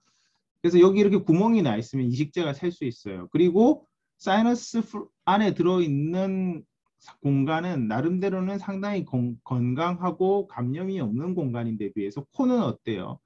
여러분들의 코는 우리 돌아다니는 매연이라든가 이런 걸 너무 많이 맞기 때문에 마스크를 끼고 있어서 요즘 좀 비교적 깨끗한 편이겠지만 상당히 감염이 많이 돼요. 감염이 많이 되기 때문에 거기 있는 감염 물질들이 여기에 이제 들어가게 되면 이식제 주변이 감염이 되는 수가 있죠. 그러면 매우 큰 문제가 발생됩니다. 맥실라리 사이너사이티스가 발생하게 되는 건데 그러면 왜 이식제 주변에 감염이 되면 좋지 않느냐? 여러분들의 일반적으로 이렇게 있는 조직에는 혈액순환이 잘 됩니다. 혈액순환이 잘 된다는 얘기는 어떤 얘기냐면 혈액순환이 잘 된다는 얘기는 그 혈액순환이 되는 곳에 여러분들의 그 이뮨 시스템이라든가 방어 시스템들이 굉장히 잘 여러분들을 보호하고 있는 데인데 이식제를 집어넣어 놓은 데는 일단 엔지오지네시스라고 해서 혈관이 생성이 되어 있지 않은 곳이에요. 그런 곳은 감염이 되면 여러분들의 퍼스트 라인 그 디펜서들 뭐 백혈구라든가 뭐 뉴트로필이라든가 여러 가지 있죠. 그죠? 그런 애들이 달려갈 수가 없어요. 달려갈 수가 없으면 그냥 감염이 자꾸 크게 번지는 거고 그걸 놔두면 그러니까 쉽게 얘기해서 몸 안에 이제 이물이 들어있는 거지. 뼈 이식제가 들어있는데 그게 자기 몸이 될 때까지는 이물이에요. 그죠? 이물, 포린 바디라고. 포린 바디. 포린 바디 있는 상태에서 감염이 되면 이제 뭐 망하는 거죠. 쉽게 얘기해서 망한다라고 생각하시면 되겠습니다. 자, 그래서 이제 이렇게 됐을 때는 요 끝에 보시면 이렇게 흰색이 있는데 이게 이제 보통 다른 멤브레인이죠. 이거는 슈나이더리안 멤브레인이 아니라 인공적으로 만든 뭐 콜라겐 멤브레인이 될 수도 있고 다른 여러 가지 흡수성 멤브레인들이 있습니다. 그런 걸 통해 가지고 여기를 살짝 덮어서 막아 가지고 하기도 하는데 이게 이제 구멍이라는 게 이렇게 작을 때는 괜찮은데 구멍이 크게 되면 이걸 못 막아요. 컬랩스가 되면서 못 막기 때문에 이제 그런 경우에는 덮어야 된다는 거죠. 뭐 여러 가지가 있습니다. 저희가 생각한 이 사이너스 그래프트를 할 때 생기는 문제가 이 바깥쪽에 있는 이쪽을 말라 에리어라고 부르는데 여기가 두껍다든가 이 속에 아터리가 있다든가 이 아터리가 있으면 여기 뚫으면 어떻게 될 것 같아요? 여기다가 이제 뼈를 집어넣어야 되는데 아터리가 있는 경우에는 이걸 뚝 띄면 안경을 끼고 있으신 분들은 좀 좋은데 이렇게 쉴드에 여기가 동맥이기 때문에 혈압이 꽤 높습니다. 그래서 쭉 튀어갖고 여러분들 안경에 이렇게 피가 쭉 묻는 거예요. 그런 식으로 됩니다. 그럼 어떻게 해야 되지? 으아! 놀라서 도망가야 되나? 그러면 안 되죠. 여러분들은 의사이기 때문에 빨리 막아야 됩니다. 피가 계속 나면 안 되겠죠. 출혈을 막아야 돼. 지혈을 시켜야 돼. 지혈을. 지혈은 어떻게 시킨다? 나중에 외과 때 배우세요. 여러 가지 방법이 있습니다. 가장 간단하고 트러디셔널하고 효과적인 방법 중에 하나는 압박지혈입니다. 압박지혈. 거기다 프레셔를 가하는 거예요. 그래서 단순히 여러분들이 꺼져갖고 거기를 꽉 누르셔도 지혈이 될 수 있습니다. 물론 그렇게 되기 위해서는 그 이 사람 자체의 제너럴 자체가 플래틀릿의 그 코아귤레이션 메커니즘 자체에 전혀 문제가 없어야 되겠지. 이 사람이 만약에 문제가 있다든가 혈소판이 모자란 사람이라든가 이러면 큰일 나는 거지. 그래서 하는 게 뭐예요? 그래서 하는 게 수술 전에 하는 랩을 하는 거예요. 랩. 랩이라고 하는 거는 실험을 한다는 게 아니라 혈액 검사 같은 걸 하고 그 사람들의 기초적인 거를 체크를 하는 거지. 이 사람들이 소위 말하는 피를 봤다 이런 상태가 되는데 그 피를 여러분들이 멈출 수 없으면 곤란하잖아. 근데 이제 그것보다 더 힘들 때는 어떻게 해야 돼? 거기다가 이제 뭐 이렇게 헤모스타트라고 하는 겸자로 꽉 집어넣는다든가 혈관을 잡을 수 있으면 혹은 보넥스라는 걸로 막아놓든지 아니면 전기 소작기 그러니까 글자 그대로 이거는 좀 그런데 그냥 불이나 뜨거운 전기로 지져가지고 거기를 막는다든가 일단 막아야 돼. 안 막으면 어떻게 돼? 출혈이 계속돼서 죽는 거지. 그런 걸 여러분들이 해야 되는 거니까 잘 아셔야 되고 이거는 이제 나중에 다음 시간에 배우는 그 저희의 그 맥실라리 아터리의 분지인데요. 주로는 중상치조 혈관에 해당됩니다. 중상치조 혈관에 해당돼서 그 되는데 저기가 가끔씩 저기 겹쳐 있는 때가 있어서 술식 중에서 문제가 발생할 수도 있어요. 그리고 아까 말씀드렸던 것처럼 이 사람이 원래부터 코가 계속 막히고 무슨 그 저기 축농증이 있는 사람이다. 그런 사람이면 이것처럼 안에 있는 슈나이드리안 멤브레인이라고 하는 것 자체가 뚱뚱해. 뚱뚱하다라는 건 뭐죠? 부종이 와갖고 이데마가 온 거죠. 그렇게 되면은 막 자체가 탄력성이 없어요. 탄력성이 없기 때문에 여러분들이 살살살살 이렇게 계란 껍질을 못 벗겨내고 뚝뚝 찢어지거나 빵꾸가 난다는 거죠. 그래서 빵꾸가 나면 뭐죠? 실패. 되게 이런 경우는 이거 또 이 위에 퍼스 혹은 콧물 같은 게 차 있는 경우가 많습니다. 그런 데에는 이식제를 넣으면 된다, 안 된다? 안 되지. 거기는 완전 감염창인데, 시궁창인데 시궁창에다 이식제를 넣어서 어떡하려고. 그런 데 넣으면 안 된다는 거죠. 그 다음에 이제 이식제를 충분히 못 넣었을 때는 이렇게 다 반대쪽이 이렇게 비어 있다든가 하는 문제가 발생할 수 있죠. 그러니까 그 사람의 얼굴을 보고 이 사이너스가 넓을지 안 넓을지 잘 생각해야 되는데 얼굴만 봐서는 알 수가 없죠. 요즘은 좋은 게 컨빔 CT, CBCT라고 하는 거를 그 보급이 굉장히 많이 됐습니다. 보급이 굉장히 많이 됐다는 거는 일반 치과에 굉장히 많다는 거고 가격이 많이 내렸어요. 예전에 비해서는. 예전에는 막 1억 5천 이 정도 했었는데 지금은 뭐 한 3, 4천 정도면 살 수 있기 때문에 다른 말로 하면 여러분들은 개업하면 무조건 사야 된다는 얘기도 돼요. 그러니 자꾸 개업하는 비용이 비싸지죠. 그죠? 예, 그렇습니다. 그래서 이제 잘못하면 이렇게 돼요. 잘못하면. 이 정도 되면 여러분들은 이제 그 뭐 구강외과에서 수련을 했다든가 하는 정도가 안 되면 여러분들이 이렇게 개인 병원에서는 좀 컨트롤하기가 어렵고 그다음 그게 특히 개인 병원 같은 경우에는 환자 자체가 이제 매니징이 잘 안 되지. 일단 여러분들에 대한 신뢰가 이제 떨어진 거예요. 신뢰가 떨어지게 되기 쉽고 이런 문제가 이제 생길 수가 있습니다. 사실 이거는 꼭 그 뭐 공부를 열심히 안 해서 그런 거 아니에요. 그런 게 아니라 어떤 그 실수를 범해서 이럴 수가 생길 수가 있는데 대표적인 게 아까 이제 위에 그 멤브레인의 퍼포레이션이 일어난 줄 모르고 이식제를 너무 많이 집어넣은 거예요, 이 경우는. 이식제를 너무 많이 집고 하면 이제 이렇게 찾아오면은 이제 이렇게 찾아오면 어떻겠어요? 이렇게 찾아오면 예, 이렇게 찾아오면 이제 뭐 큰일이죠. 빨리 이제 구강외과 그 큰 병원 구강외과에 같이 데리고 가시든지 하시든지 아니면 본인이 능력이 돼서 치료를 잘 하시든지 하는데 저런 환자가 와서 이렇게 여러분들의 그 개원한 병원에 이렇게 하루 종일 앉아 계신다고 생각해 보세요. 어떨 것 같아요? 여러분들의 병원에는 이제 별로 환자가 잘 안 찾아오겠죠. 사실 크게 잘못한 거 없는데도 저렇게 발생할 수 있습니다. 참고로 얘기하면.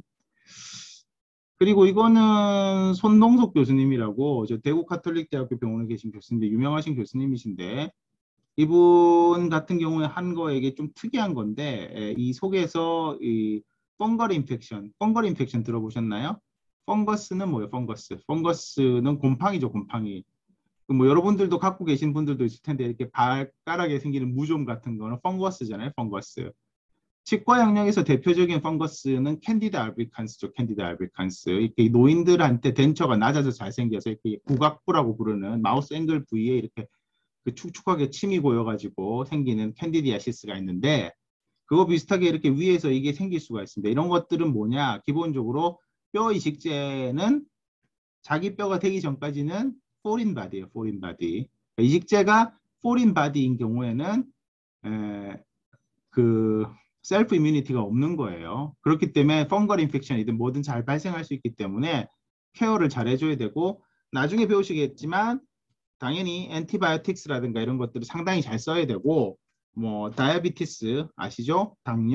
당뇨라든가 그 외 각종 이렇게 자기 자체의 이뮨이 약해져 있는 사람들한테는 충분한 엔티바이오틱스 내지는 서포티브 테라피를 같이 해주셔서 저런 문제가 안 발생해 할 수 있도록 해야 되는 거죠. 예전에 임플란트가 처음 나왔을 때는 저런 식으로 사이너스 그래프트라는 거를 별로 안 했어요. 왜 안 했어요?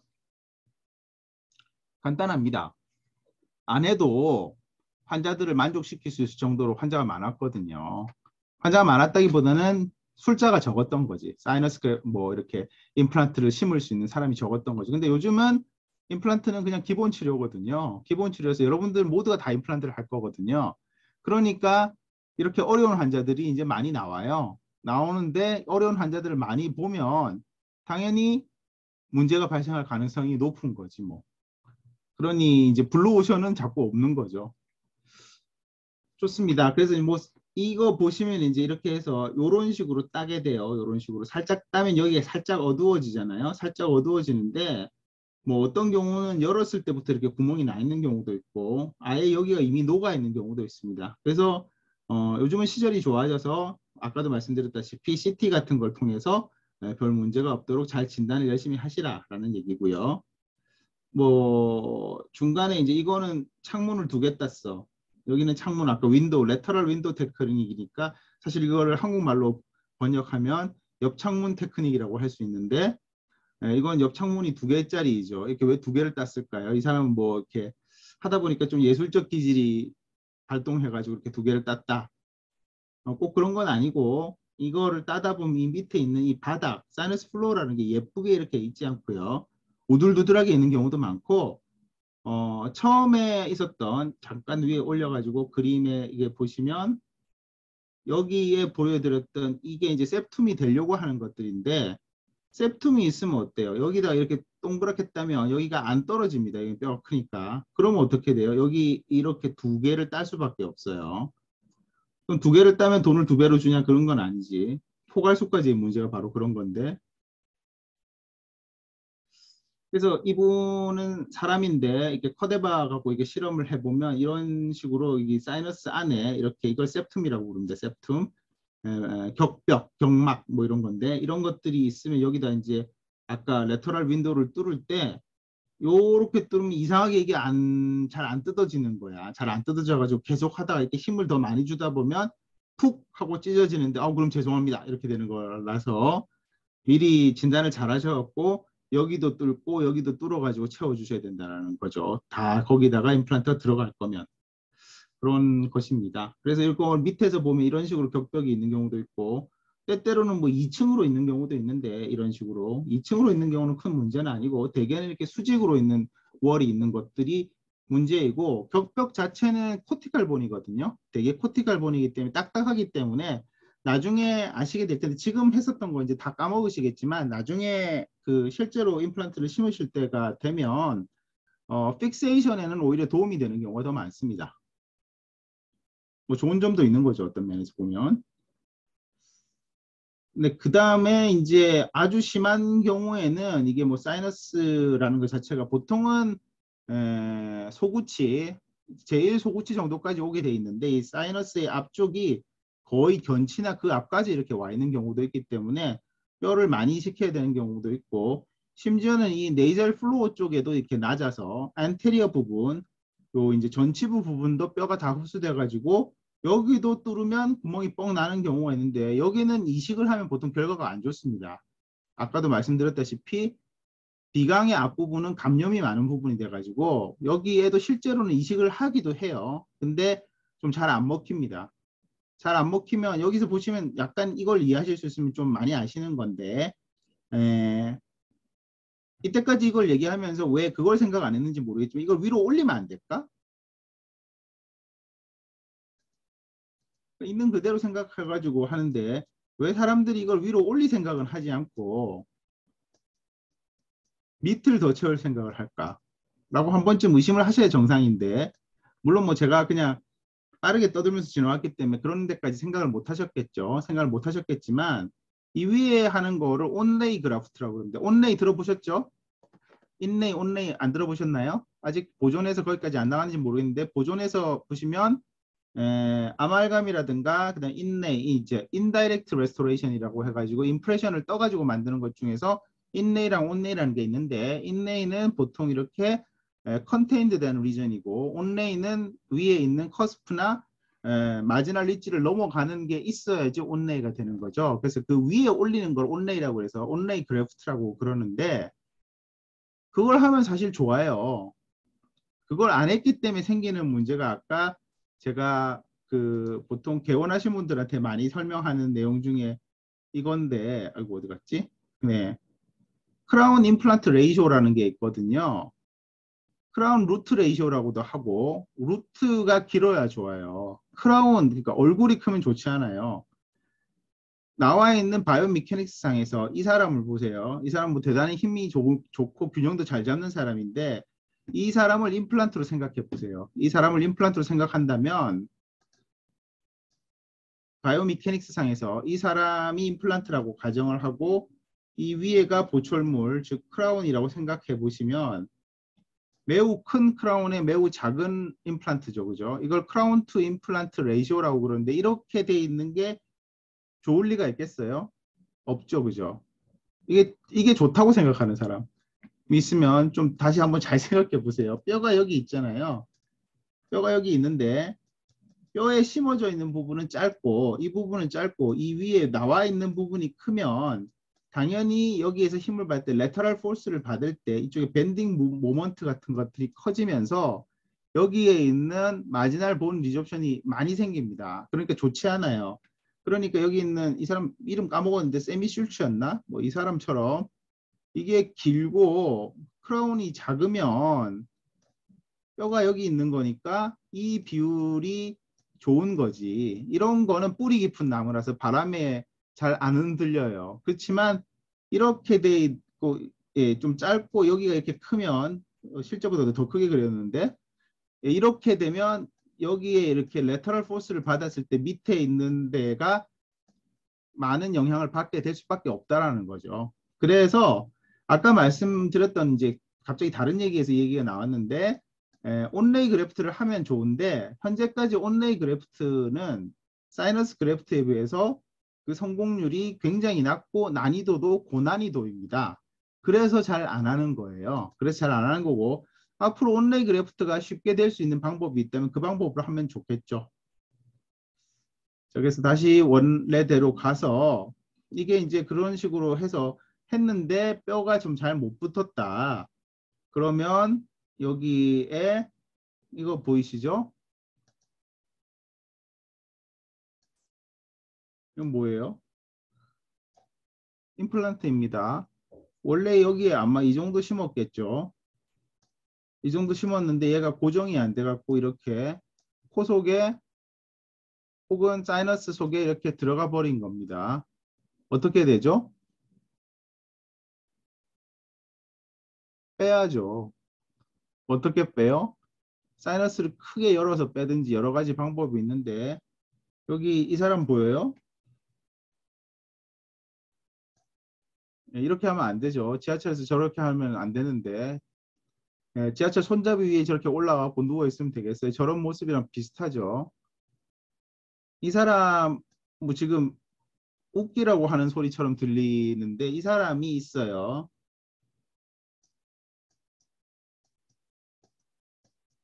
이 사람이 고개를 이렇게 막 흔들면 어떻게 될까요? 얘가 막 돌아다니겠지. 예? 노래방에서 막 고개를 흔들면 자동 탬버린처럼 막 이렇게 탁탁탁탁 하겠지. 큰일 나는 거지. 빨리 빼줘야 되는데 실제로 그렇게 되지는 않습니다. 실제로 그렇게 되지는 않고 저게 보통 저 그 안에 있는 소프트 티슈 같은 거에 엉켜가지고 고정은 비교적 되어 있는데 그렇지만 뭐 헤드뱅잉을 세게 한다든가 그러면 실제 움직일 수 있습니다.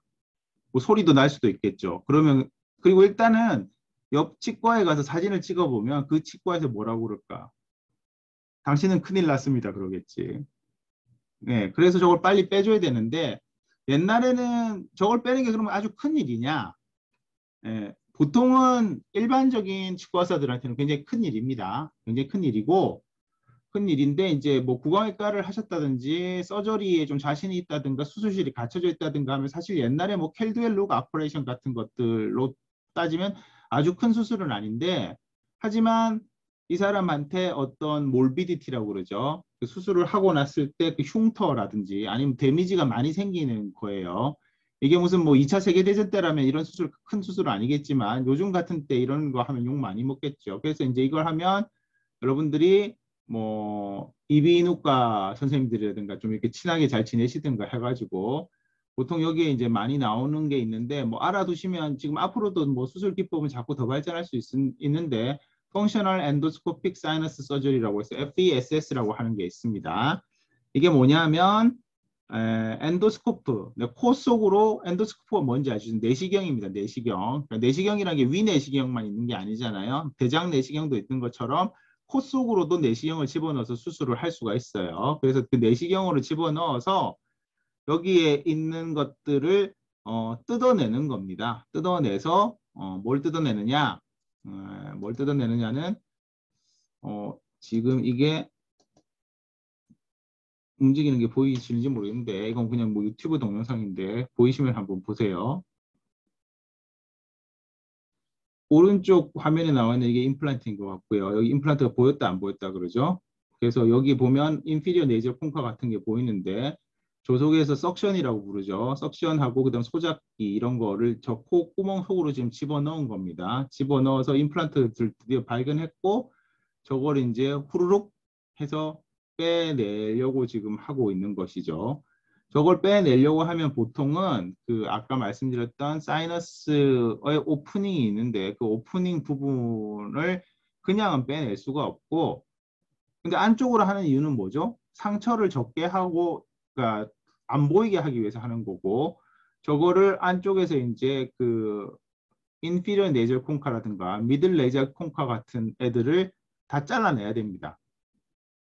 근데 재미있는 점은 저 서저리가 원래 임플란트를 빼내기 위해서 하는 건 아니에요. 지금 임플란트 잘 빼낸 것 같은데 빼내기 위해서 만들어진 수술은 아니고 원래 있는 맥실라리 사이너스의 사이너사이티스를 치료하는 방법 중에 하나가 너무 복잡한 그 비도 네이잘 미아터스 자체를 좀 간단하게 해줘가지고 감염이 덜 되도록 만들어 준 거기 위해서 만들어진 수술이거든요.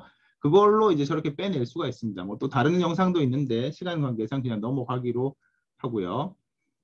그래서 여기 보시면 이렇게 이 터비네이트에 붙어 있는 이런 것들을 다 잘라가지고 이렇게 크게 만들어주는 거예요. 크게 만들어주고 임플란트를 빼는 건데 이러면 사실은 맥실라리 사이너사이티스도 잘 안 생기죠. 마치 뭐랄까 목에 있는 편도선에 있는 수술을 하는 거랑 좀 비슷합니다. 비슷한데 이게 그러면 그냥 처음에 태어났을 때부터 이렇게 복잡한 거 다 없애면 좋지 않겠냐 라는 얘기도 할 수 있는데 사실 우리 몸에 그런 부분들이 조금 많습니다. 우리 몸에 그런 부분들이 그게 꼭 왜 있어야 되는지 모르겠는데 있는 바람에 문제가 되는 것들이 많은데 실제로 이것도 뭐 어찌 보면 이게 많이 있으면 많이 있을수록 여기 있는 습도라든가 뭐 이런 걸 잘 유지할 수 있는 환경이 될 수 있음에도 불구하고 오히려 속에 감염이 되면 청소하기 힘든 칼날의 양면 같은 부분이 있는 거죠. 그래서 이제 왼쪽을 오른쪽으로 만들어주면서 여기가 커지니까 이리로 잘 쑤셔 넣어가지고 임플란트를 세게 빨아내면 나온다. 뭐 그게 결론이에요. 하지만 이런 수술은 여러분들이 하기는 좀 어렵다. 그리고 뭐 요거는 그냥 넘어갈게요. 에이피컬 페리돈타이티스라고 해서 이제 보통은 충치가 심해졌을 때 넘어간다고 여러분 계속 얘기를 하고 있는데 여기에 이제 염증이 생기면 이게 사이너스로 이제 퍼질 수 있다는 얘기입니다. 넘어가고요. 그 다음 저희가 배우셨을 때 맥실라가 이제 양쪽에서 붙었을 때 맥실라를 아래쪽에서 위로 쳐다보게 되면 또 그림을 그려야 되네. 예.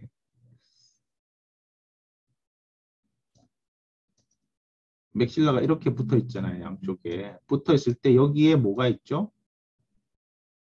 인사이시브 포라멘이라고 하는 게 있죠. 인사이시브 포라멘이라고 하는 게 있어서 여기에 이제 인사이절 너브 같은 것들이 나오죠. 이쪽으로 스페노팔라타인 아터리, 뭐 인사이절 너브 같은 것들이 나오고 이 뒤에 이제 팔라타인 본이 이렇게 양쪽에 중간이 좀 틀렸는데 이렇게 붙어 있는 게 입천장 팔레이트를 본 그림이잖아요. 팔레이트를 디스크립션 할 때 이렇게 아마 배우셨을 거고 여기에 뭐 그레이터 팔라타인 포라멘, 레서 팔라타인 포라멘이 있다라는 거 배우셨을 텐데 이 앞쪽에 인사시 포라멘이라는 게 있고 실제로 소프트 티슈상에서는 인사시 파필라라고 하는 것이 위에 붙어 있죠. 이 인사시 파필라라고 하는 것 자체는 또 나름대로 약간 의미가 있는데 이 인사시 파필라의 의미는 어떤 의미가 있냐? 이게 소프트 티슈상에서 있는 파필라. 파필라는 유두라는 뜻으로 원래는 젖꼭지라는 뜻입니다. 그런데 이 파필라라는 단어가 인체의 여러 부분에 많이 쓰이죠. 대표적으로 많이 쓰는 게 뭐예요? 진지발 파필라죠. 진지발 파필라. 치아가 이렇게 있을 때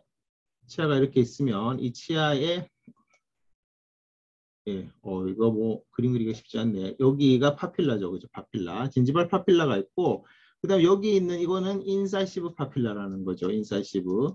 인사이시브 파필라인데 이거는 여기 이제 이 아래쪽에 신경이랑 혈관이 나오는 것도 있지만 이게 여러분들의 그 뭐랄까 총이치 때 전치부 배열을 하는 기준이 되는 점입니다. 어떤 의미냐? 이가 다 빠지고 났잖아요. 이 사람이. 이가 다 빠지고 나면 레지듀얼 알벨로이트가 이렇게 있는데 원래 이 사람이 이가 있을 때는 이게 더 앞으로 나와 있거나 흡수가 안 돼가지고 아마도 이런 식으로 이가 있었을 거라는 거죠. 그러면 여러분들이 지금 방금 그린 부분에서 이 치아가 있는 부분에 원래 부분에다가 현실적으로 그런 부분이 조금 어렵긴 하겠지만 덴처를 만들어서 올릴 때 이렇게 해가지고 남아있는 걸 기준으로 여기다가 해서 덴처를 이렇게 심으면 어떻게 돼? 이렇게 심으면 환자 무지 싫어합니다. 왜 싫어하겠어요? 원래 이 사람이 이렇게 했었고 앞니가 앞입술을 받쳤을 거 아니에요. 이런 식으로. 여기 뒤가 이가 있었을 텐데 여러분들이 이걸 너무 뒤쪽에 배치하는 바람에 입이 합쪽이처럼 되면서 할머니처럼 되는 거지. 그래서 이렇게 배열을 해주면 환자가 뭐라고 하냐면 틀니를 꼈더니 20년은 늙어 보입니다. 뭐 이렇게 되는 거지. 입이 쑥 들어가고 입이 쑥 들어갈 때 또 생기는 문제가 뭐야? 여러분들은 입술이 지금 젊어가지고 탄력 넘쳐서 탄력 넘치고 윤기가 넘치겠지만 보통 이렇게 어르신들 연세가 드신 여러분들 할머니들 입술을 많이 보세요. 보시면 어떤 문제가 있냐? 안타깝게도 이렇게 세로주름이 상당히 많이 가 있어요. 세로주름이 왜 많이 가 있냐? 이게 일라스틱 파이버 같은 것들이 주로 들어가고 이제 주름이 생긴 건데 이게 치아를 너무 뒤에 배열하거나 하면 여기가 더 쪼글쪼글해지죠. 이게 제법 앞에 배열에 이렇게 부풀어지면서 주름이 덜 생기겠죠. 이걸 너무 앞에 배열하면 어떻게 돼요? 너무 앞에 배열하면 주름은 없어지겠지만 틀니가 잘 떨어지겠죠. 그래서 이거를 배열하는 기준이 되는 점이 인사이시브 파필라라고 하는 점이 있습니다. 인사이시브 파필라라고 하는 점이 있었는데 기억이 날지 모르겠고 그게 이제 인사이시브 포라멘 위에 바로 붙어 있는 구조물이죠. 여기는 왜 나와 있냐? 역시 여기도 임플란트를 심을 때 이 부분에다가 자, 그럼 여러분들 임플란트를 심을 때 어디다 심는 거예요? 원래 이가 있었던 자리에 심는 거예요?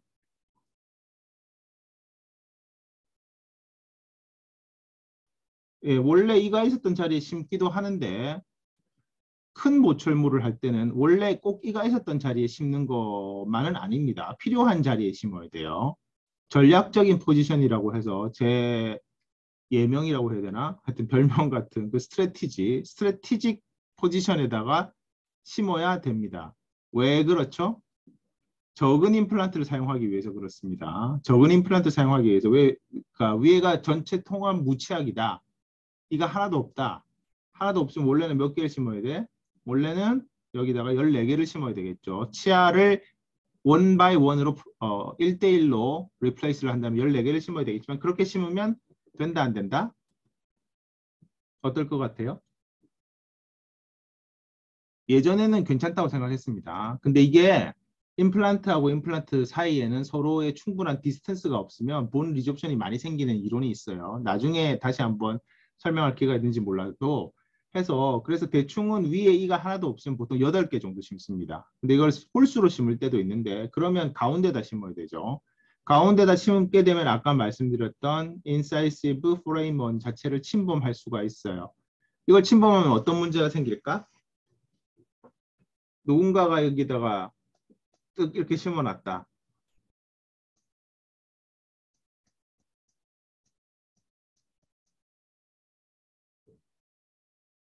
신경과 동맥을 건드리게 될 것 같습니다. 네, 훌륭한 대답인데.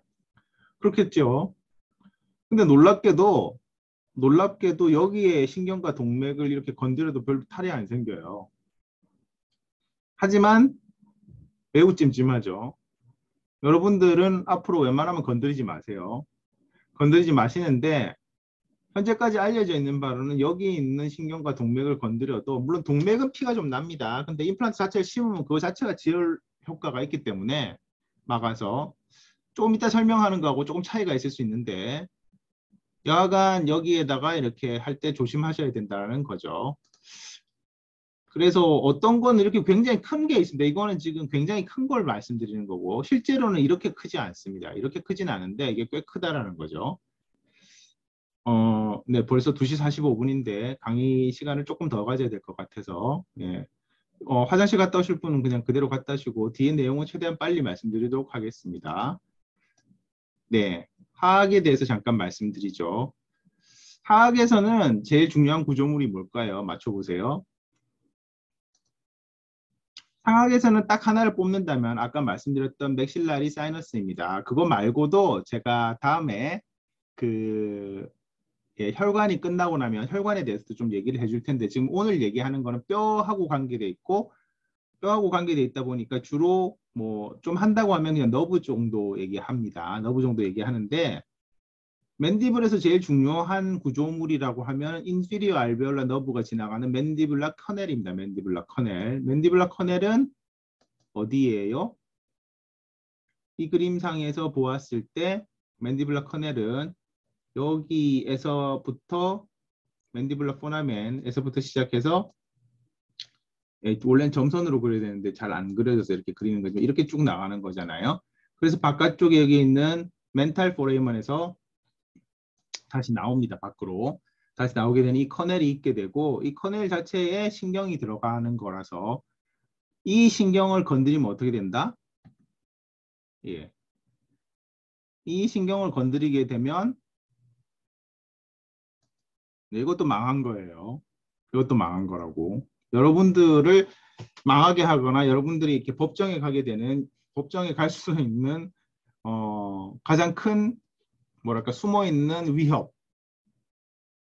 이 치과에서는 실제로는 이 캐널입니다. 이 캐널. 이 캐널을 잘못 건드리거나 압박을 주거나 하게 되면 넘네스라고 그러죠. 여러 가지 자기 살 같지 않은 느낌이 오기 때문에 얘를 잘 보호해야 돼. 얘를 잘 보호하지 않으면 여러분들은 곤란해. 근데 이거를 건드릴 만한 이유가 그럼 있나? 여러분들이 있어요. 뭐죠?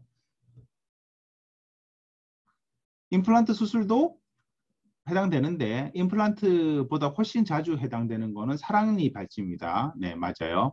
구송은 조혜성 학생인가? 무슨 송이지? 구송은 누굴까요? 구송은 송 무슨 사람이 있는 것 같은데 마취도 해당되죠. 마취도 해당돼요. 마취도 해당되고 이건 너브가 있는데 얘는 위에 구송은 누굴까? 예, 하여튼 얘는 송민창 학생이네. 네.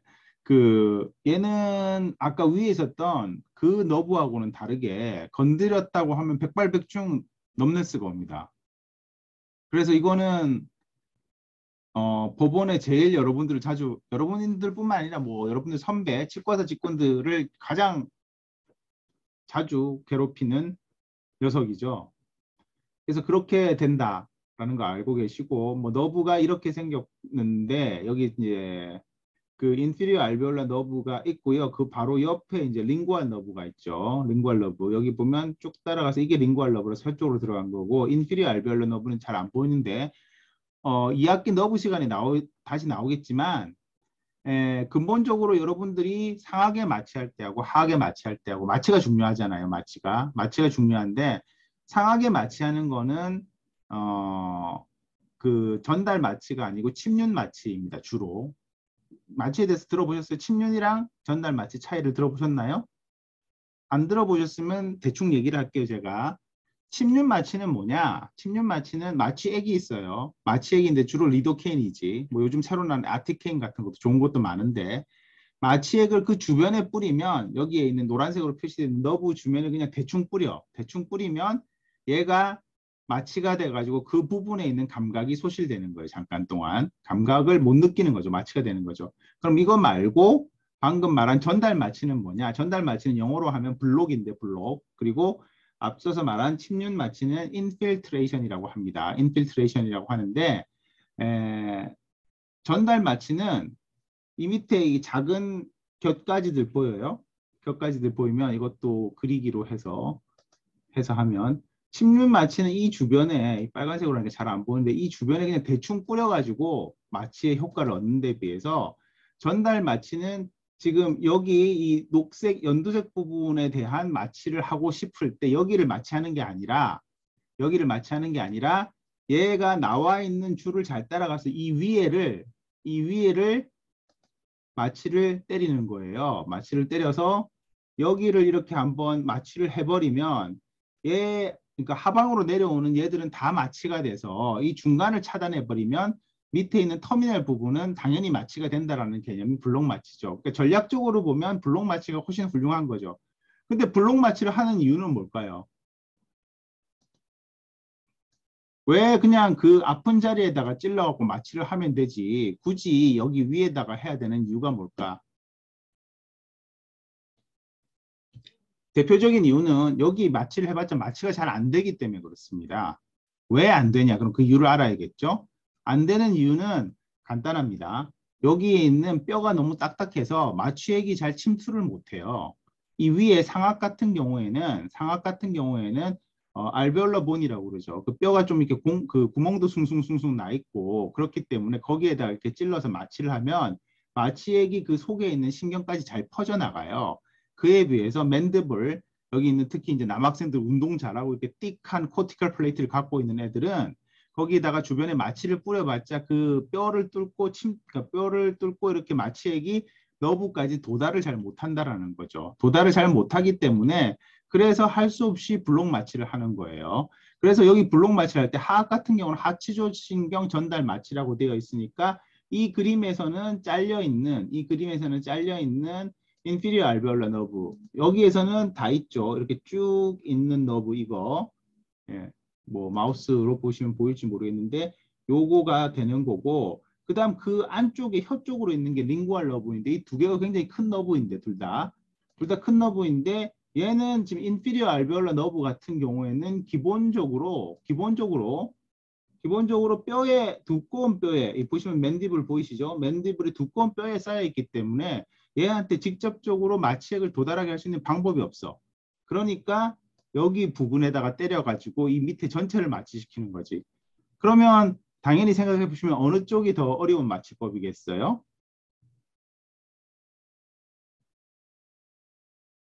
네, 조금만 생각해 보면 아는데 이게 훨씬 어려운 마취법이에요, 블록이. 그래서 실제로는 인피리어 알베올라 너브 블록은 그 성공률이 상당히 낮습니다.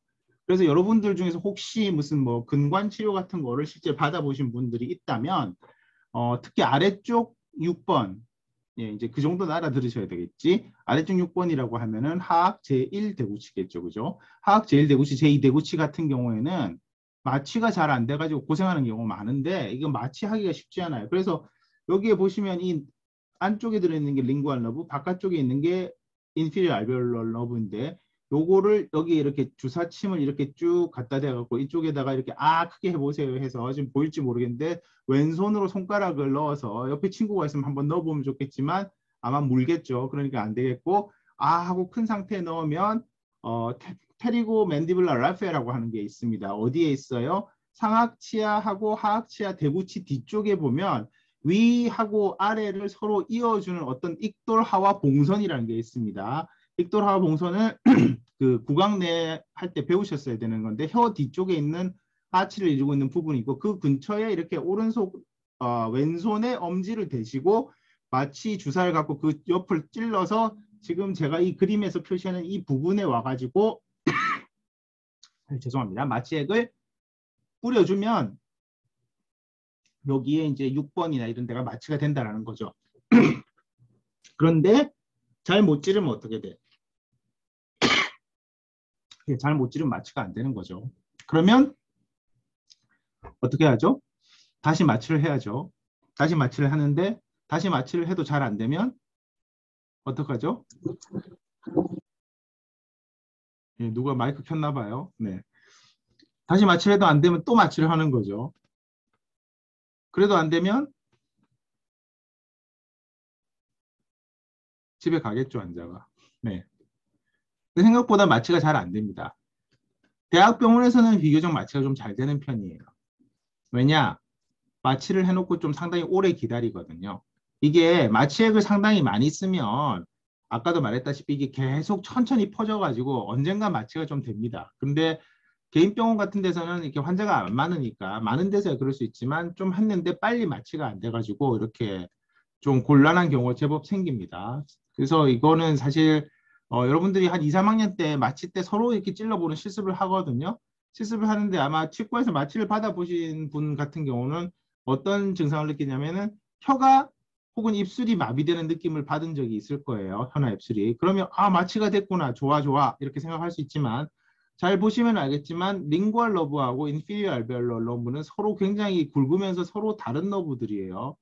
그러니까 대개 마취가 됐냐라는 걸 이렇게 따져볼 때 입술에 이렇게 한번 손 대보고 여기가 멍멍하세요? 이렇게 물어보고 그럼 환자가 막 이렇게 흥분한다기보다는 좋아가지고 혀도 뻣뻣한데요 이렇게 돼가지고 마취가 됐다고 생각하지만 실제로는 혀 쪽에 있는 링구알러 부분만 마취가 되고 마취가 제대로 안 된 걸 수도 있습니다. 그래서 이상한 게 아니에요. 그렇게 해가지고 이렇게 액세스 오프닝 같은 걸 했는데 환자가 그 자기가 이렇게 마취가 된 것 같다고 자랑스럽게 얘기해 놓고는 아파도 막 참고 이런 경우가 있는데 나중에 이렇게 방포라고 그러죠. 위에 있는 거 이런 거 들춰보면 이렇게 눈물을 줄줄 흘리고 있다든가 뭐 그런 경우가 생길 수 있습니다. 그러니까 환자가 아픈지 안 아픈지 잘 챙겨보시고 진료를 하셔야 됩니다. 뭐 웃고 있는데 여러분들도 그 고통을 당해보면 절대 웃을 수 없을 거예요. 예, 원하시는 분은 제가 느낄 수 있도록 언제든지 예, 고통을 느낄 수 있도록 해드릴 수도 있습니다.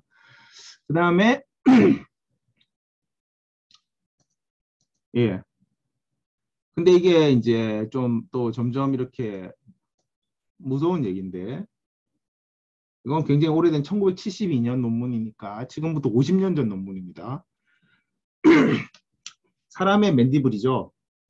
이게 인피리어 알베올라 너브죠. 여기에다가 철사를 집어넣었어요. 철사를 집어넣었더니 여기 이렇게 좀 흐리지만 화려하게 보이는 흰색 선들 다 보이세요? 이 구멍이 너무나 복잡하게 가고 있어. 그러니 우리는 아무 생각 없이 여기를 뼈를 뜯어내거나 그러고 있는데 신경이 사실은 지나가고 있는 것들이 있어서 실제로 여러분들이 그런 보고서가 있는데 사랑니를 빼고 나면 어느 일정 정도의 넘네스가 온다라는 보고가 있습니다. 그러니까 사실은 약간의 신경 손상이 늘 일어난다라는 거죠.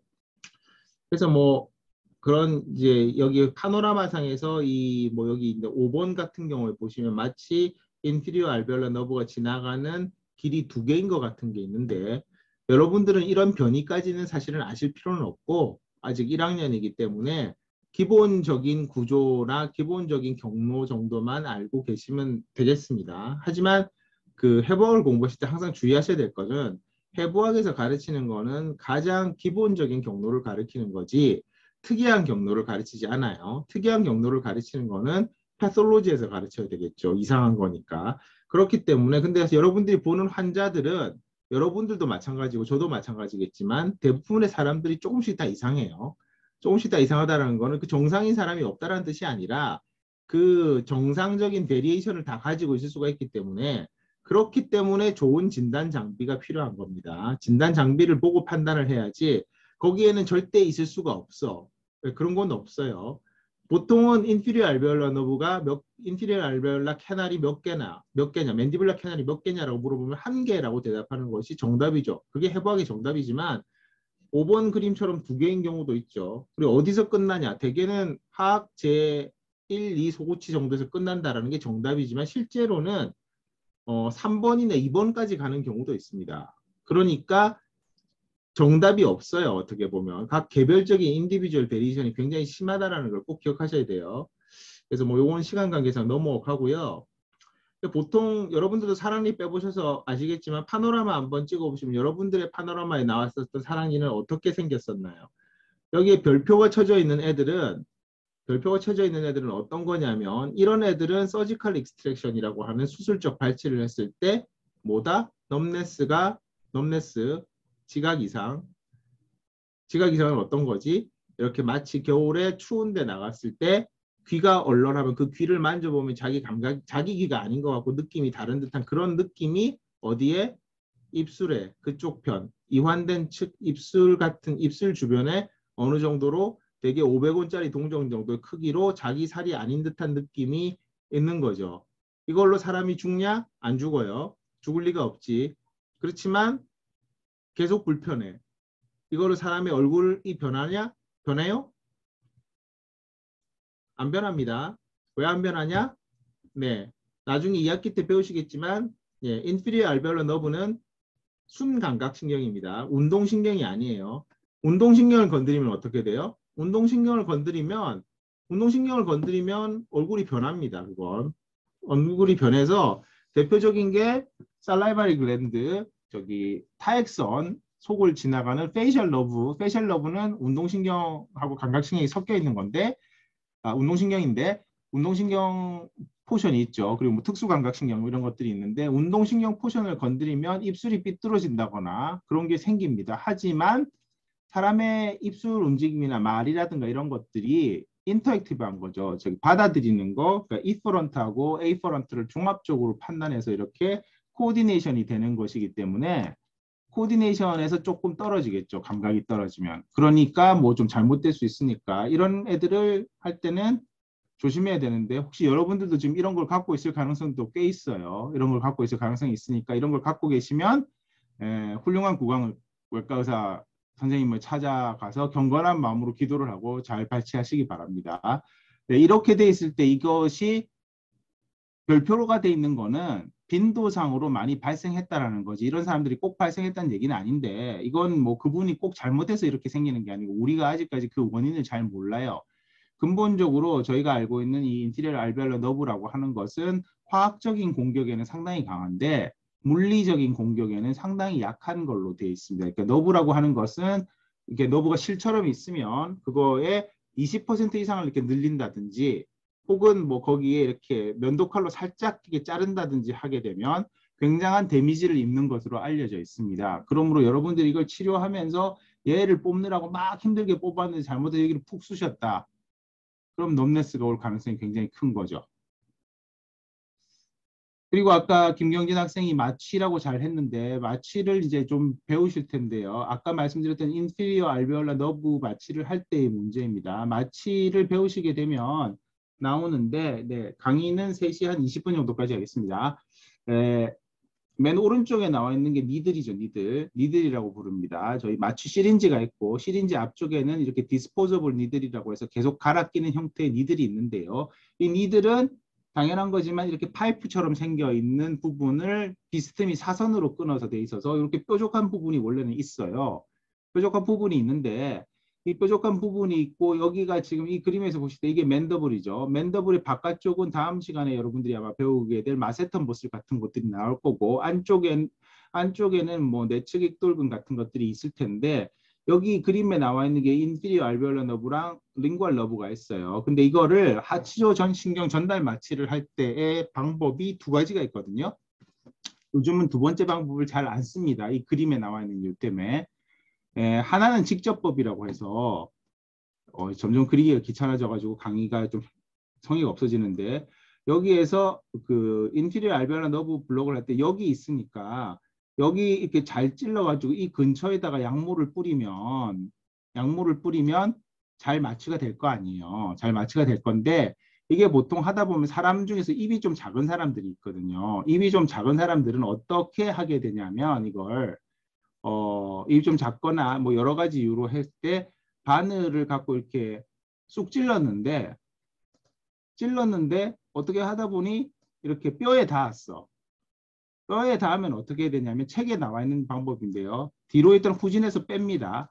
뒤로 후진을 해서 뺀 다음에 다시 각도를 약간 이렇게 더 그 직각에 가깝게 바꿔갖고 한번 뺀 다음에 이렇게 다시 넣는 방법이 있어요. 이거를 처음에 촉지할 때 아까 여기에 손을 이렇게 넣기 때문에 이게 엄지손가락이 이렇게 있는 거거든요. 엄지손가락이 이렇게 있으면서 이렇게 찔러서 넣었는데 얼마 넣지 않았을 때 이 바늘의 길이가 보통 5mm짜리가 있고 27mm짜리가 있고 30mm짜리가 있는데 길이에 따라서 있는데 그게 이거를 블록을 할 때는 좀 길어야 돼요. 길어야 돼갖고 이렇게 넣었는데 넣었을 때 뜻하지 않게 여기 닿았어. 닿았을 때 문제가 뭐냐면 이렇게 된다는 거죠. 끝이 뾰족하기 때문에 뭉개지는데 이렇게 날카로워져요. 날카로워진 게 닿았으니까 빼야 되잖아요. 빼면서 여기 너브를 이렇게 핥힌 거죠. 핥힌 거. 스크래치를 시킨 거죠. 그럼 이렇게 됩니다. 그래서 잘 하셔야 돼요. 예, 마취법에 대해서는 제 담당이 아니기 때문에 마취과나 구강외과에서 더 하실 텐데 이런 문제가 발생할 수 있으니까 이걸 잘 생각하셔서 간접법으로 하지 마시고 직접법으로 바로 마취를 하시되 잘 포지션을 잘 잡아서 하셔야 된다는 게 여러분들이 해부학에서 알아야 되시는 내용이 되겠고,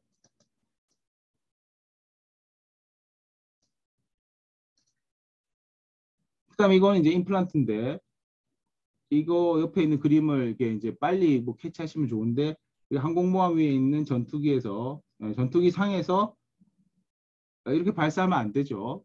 이렇게 발사하면 큰일 나죠, 그죠? 자기 아군한테 피해를 줄 수 있는 거죠. 이것도 마찬가지입니다. 임플란트를 심을 때 잘못해서 여기 나와 있는 거 잘못한 건 아닌데 여기 이제 이게 인티리어 알베올라 너브가 지나다니는 캐널의 아래쪽 선 정도 되고 이게 위쪽 선이잖아요. 위쪽 선인데 이걸 이렇게 이제 넣는데 속도가 있어요. 속도를 잘못 조절하셔가지고 이렇게 쓴풍 하고 한번 들어갔다. 그럼 마치 빙판 위에서 이렇게 위에서 멋지게 스케이트를 타다 발이 한번 푹 빠졌다라는 이런 느낌이 들 수 있는데 이러면 너브는 망가지는 겁니다. 그러므로 이걸 할 때는 원래 이제 최종적으로 이걸 심립할 때는 아주 천천히 로테이션을 해서 심는 거거든요. 그래서 30rpm 뭐 이런 식으로 작게 25rpm 이런 식으로 작게 해서 천천히 아주 천천히 넣는데 이 실수는 본인한테만 생기는 게 아니에요. 여러분들은 나중에 의사가 될 사람인데 의사는 누구야? 의사는 일단 그 작은 전쟁터에서는 그러니까 제너럴이고 커맨더인 거거든요. 이 실수를 옆에 있었던 어시스트가 잘못해갖고 버튼을 하나 잘못 눌렀다. 보통은 3000rpm 정도 되는 걸로 구멍을 먼저 뚫고 그다음에 맨 끝에 넣을 때는 30rpm의 낮은 속도로 넣어가지고 여기 있는 라인을 잘 맞추는 거예요. 근데 옆에서 눌러주는 여러분들이 믿을 수 있는 그런 어시스턴트가 실수로 혹은 뚱뚱해서 엉덩이로 잘못 등등 버튼을 잘못 눌러가지고 그대로 빠른 걸로 돼 있었다. 그럼 수르륵 들어가면서 발사해서 판단은 이미 저 세상에 가는 건 아니고 여러분의 적이 돼 있겠죠. 그런 문제가 안 생기도록 항상 그러니까 관리자, 책임자는 모든 결과에 대해서 본인한테 책임이 있는 겁니다. 본인한테 책임이 있는 거니까 신경을 잘 쓰셔야지 된다라는 것이에요. 네, 좀 지우고 강의는 마지막 부분으로 가고 있는데 그리고 이제 안티리어 룹이라고 해가지고 그 이제 커넬이 나오다가 여기에 이제 보통 보면 이렇게 룹이 있어요. 룹이 바깥으로 나오고 이걸 멘탈 너브라고 그러고 멘탈 포레이먼이라고 그러죠. 그래서 보통 예전에 했었을 때는 이제 여기가 이렇게 있으면 임플란트는 여기 여러분들 눈으로 보셔도 긴 거를 많이 못 심을 거 아니에요. 대략 8mm에서 한 10mm 정도 심을 수 있는데 여기에 있는 이 거리를 제법 띄우라고 보통 얘기합니다. 2mm 이상은 띄워야 되고 뭐 어떤 사람에 의해서 3mm, 4mm 띄워야 된다라고 하는 사람들도 있어요. 그래서 이제 이게 뒷부분이 너무 남아있는 이렇게 없는 경우에는 이걸 예전에 할 때 이제 픽스드 디태처블이라는 용어로 앞쪽에는 그게 없으니까 이걸 이렇게 아주 긴 거를 많이 심고 그리고 여러분들이 캔틸레버라는 용어를 들어보셨는지 모르겠는데 그 용어처럼 해서 여기에서부터 이 뒤에는 이렇게 날개를 편 것처럼 뒤에 외팔부를 이렇게 길게 이렇게 달아놓는 보철물이 있거든요. 이걸 픽스드 디태처블이라고 혹은 하이브리드 타입 보철물이라고 하는데 뒤에 못 심으니까 이런 식으로 많이 했어요. 근데 그러면 여기 있는 앞에 있는 요 멘탈 포레이먼에 그냥 앞에 심으면 되냐? 이 멘탈 포레이먼에서부터 거리도 학자에 따라서는 2mm면 충분하다. 여기 나와 있는 BC죠. 왜냐하면 이게 주행이 이렇게 됐다 이렇게 한번 꺾어서 뒤로 나오는 경우가 상당히 많거든요. 그래서 구멍은 여기 있지만 실제 신경은 앞쪽까지 갔다가 이렇게 돼 있으니까 여기 너무 딱 붙여서 심으면 여기 너브가 이렇게 심는 거라서 상처를 받는다는 얘기죠. 그래서 그걸 피해서 하는 건데 이 거리를 잘 유지시켰는데 이걸 이제 한 번씩 당해본 사람들은 뜨거운 맛을 봤기 때문에 점점 더 보수적으로 변하게 되죠. 그래서 저거를 뭐 5mm 이상 띄워야 된다는 교수님들도 계시고 하거든요. 자, 어지간 어쨌든 여기 안테리어 룹이라고 부르는 거, 이 용어는 기억하시고 이 룹 자체 때문에 앞쪽으로 꽤 떨어져서 충분히 안전거리를 확보하고 안전거리 미확보입니다. 간단히 얘기해서 확보하고 임플란트 시술을 하셔야 된다라는 거지요. 자, 그 다음에 뭐 이거는 실제로는 이렇게 복잡한 거라서 어떻게 잘못해도 넙네스가 좀 발생할 수 있다 정도이고, 네, 뭐 이거는 그러면 얘가 신경이 할 때 이 보코링구얼 사이드로는 주로 어떤 쪽에 위치하냐? 그리고 사실은 그 아까 나왔었던 것 중에서 이렇게 맨디블이 있으면 여기에 인피리어 알베올라 너브가 지나다니는 터널이 있는데 실제로는 이렇게 심어가지고 했으면 망했네, 큰일 났네 라고 생각할 수 있지만 실제로는 괜찮을 수 있다는 거죠. 왜? 이걸 심었는데 여기다 심으면 너브는 실제로는 이렇게 지나갈 수 있기 때문에 3차원이라서 괜찮을 수도 있다는 거죠. 하지만 이런 기대는 하시면 안 됩니다. 그런 거에 퍼센티지를 보여주고 있는 거고요. 그 다음 이거는 이제 보초락 시간에서 뒤에 배우시게 될 텐데 근본적으로 이제 알베올라 본 자체가 알베올라 본은 펑셔널한 본이기 때문에 거기에 달려있는 치아가 빠지고 나면 이 양옆에 있는 알베올라 소켓이 점점 녹아서 없어지게 돼 있어요. 그냥 그대로 있으면 좋을 텐데 시간이 지나면 지날수록 더 없어지죠. 그래서 이게 이제 유명한 애트우드의 1963년 클래시피케이션이라서 보초락 교과서에 굉장히 많이 나오는 교과서입니다. 뭐 나중에 그 여러분들이 혹시 뭐 그 전문의가 된다고 해도 자주 나오는 그런 건데 예, 여기에서 이런 식으로 이제 그 하악은 점점 이렇게 돼가지고 여기가 이런 식으로 점점 녹아서 없어져서 스테이지 6 정도 되면 이렇게 D만 남아서 이렇게 되면 이 위에 있는 부분만 생각했을 때 이 서컴퍼런스가 점점 더 넓어져 가지고 흡수가 더 많이 될수록 하악은 더 베이스가 커져요. 실제로는 여기는 이제 베이잘본이죠. 알베올라 본이 아니고 상악은 이거랑 좀 다른데 그래서 이제 뭐 거기에 대해서 나와 있는 게 탈그레의 분류도 있고 뭐 여러 가지 있습니다. 그다음 뭐 이것도 마찬가지고요. 그래서 이제 이거 그냥 여러분들은 뭐 아직까지 그걸 배우실 정도는 아니니까 이 사람을 한번 보세요. 이런 사람을 한번 보시면 케이스인데 이 사람은 보면 여기가 알베올라 본은 하나도 없고 베이젤 본만 남은 사람이죠. 이런 사람들을 여러분들이 어떻게 해줘야 된다? 잘 먹을 수 있도록 만들어줘야 됩니다. 이런 사람들 잘 먹을 수 있도록 만들어주려면 여러분들은 지식도 풍부해야 되고 손의 스킬도 상당히 좋아야 되는데 이분은 어떻게 치료를 했느냐 보면 여기에서 이제 앞쪽에 아까 말씀드렸던 안테리어 루프보다 훨씬 앞쪽에 있는 멘탈 포레이먼보다 앞쪽 부분에다가 픽스드 디태처블 형태의 임플란트를 심으면서 이렇게 너무 얇은 데는 아까 말씀드렸던 것처럼 이거 심다가 턱이 부러지는 경우도 있거든요. 그럼 어떻게 돼요? 그러면 큰일 나죠, 또 그것도. 그러니까 이런 의료사고를 발생하지 않도록 잘 심어가지고 이렇게 하악에 넣어주고 상악에는 너무 없으니까 상악도 사실 너무 없는데 이런 경우는 보통은 상악은 그냥 덴처로 가는 경우도 많습니다. 왜? 왜죠? 상악 덴처는 잘 만들어주면 꽤 잘 쓸 수 있어요. 하악 덴처는 쓰기가 쉽지 않습니다. 네, 이거는 왜 그럴까요? 뭐 물어보면 재밌을 텐데 좀 생각해보고 대답하면 좋겠지만 뭐 혀가 밀어내기 때문도 있지만 근본적인 거는 상악den처는 이만하고 하악den처는 요만해요. 말을 이렇게 하니까 되게 작다라는 게 느껴지실 수 있는데 혀 때문에 혀가 밀어낸다기보다 사실은 혀가 스테빌라이제이션 해주는 부분도 있는데요. 일단 면적이 작습니다. 면적이 작으면 여러분들 이렇게 그 창문에 붙이는 뭐 찍찍이라고 해야 될까? 그 압축 공기 넣어서 하는 그것처럼 덴처가 붙어 있는 메커니즘 상에서 무지무지 불리한 거예요. 중간이 비어 있기 때문에 말구처럼 생겨 있어서 잘 안 붙어 있는 거죠. 그에 비해서 상악은 위에 입술도 덮어 있고 이러면은 여러 가지 음압 작용 같은 것도 생겨서 잘 붙어 있습니다. 물론 뭐 이런 거 하실 때 뭐 코히전, 어디전 이런 이론들 아마 종이치에서 잘 배우시게 될 겁니다. 그래서 이런 분들 잘 치료해 주시는 게 여러분들의 의무를 잘 수행하면 환자가 많아져서 돈도 많이 벌고 그러겠죠. 그리고 꼭 기억하셔야 될 거는 오히려 요건데 하악에서 이제 그 재수업을 받았다라고 생각되는 학생들이라면 나중에도 꼭 아셔야 될 부분이 해부학이라고 하는 사실 이건 좀 응용 해부학인데요. 꼭 배우셔야 되고 알아야 되는 게 이건데 맨디블은 이렇게 잘 보면 아래쪽으로 이렇게 퍼져 있습니다. 이게 지금 프론탈 사이드에서 봤다고 생각하시면 돼요.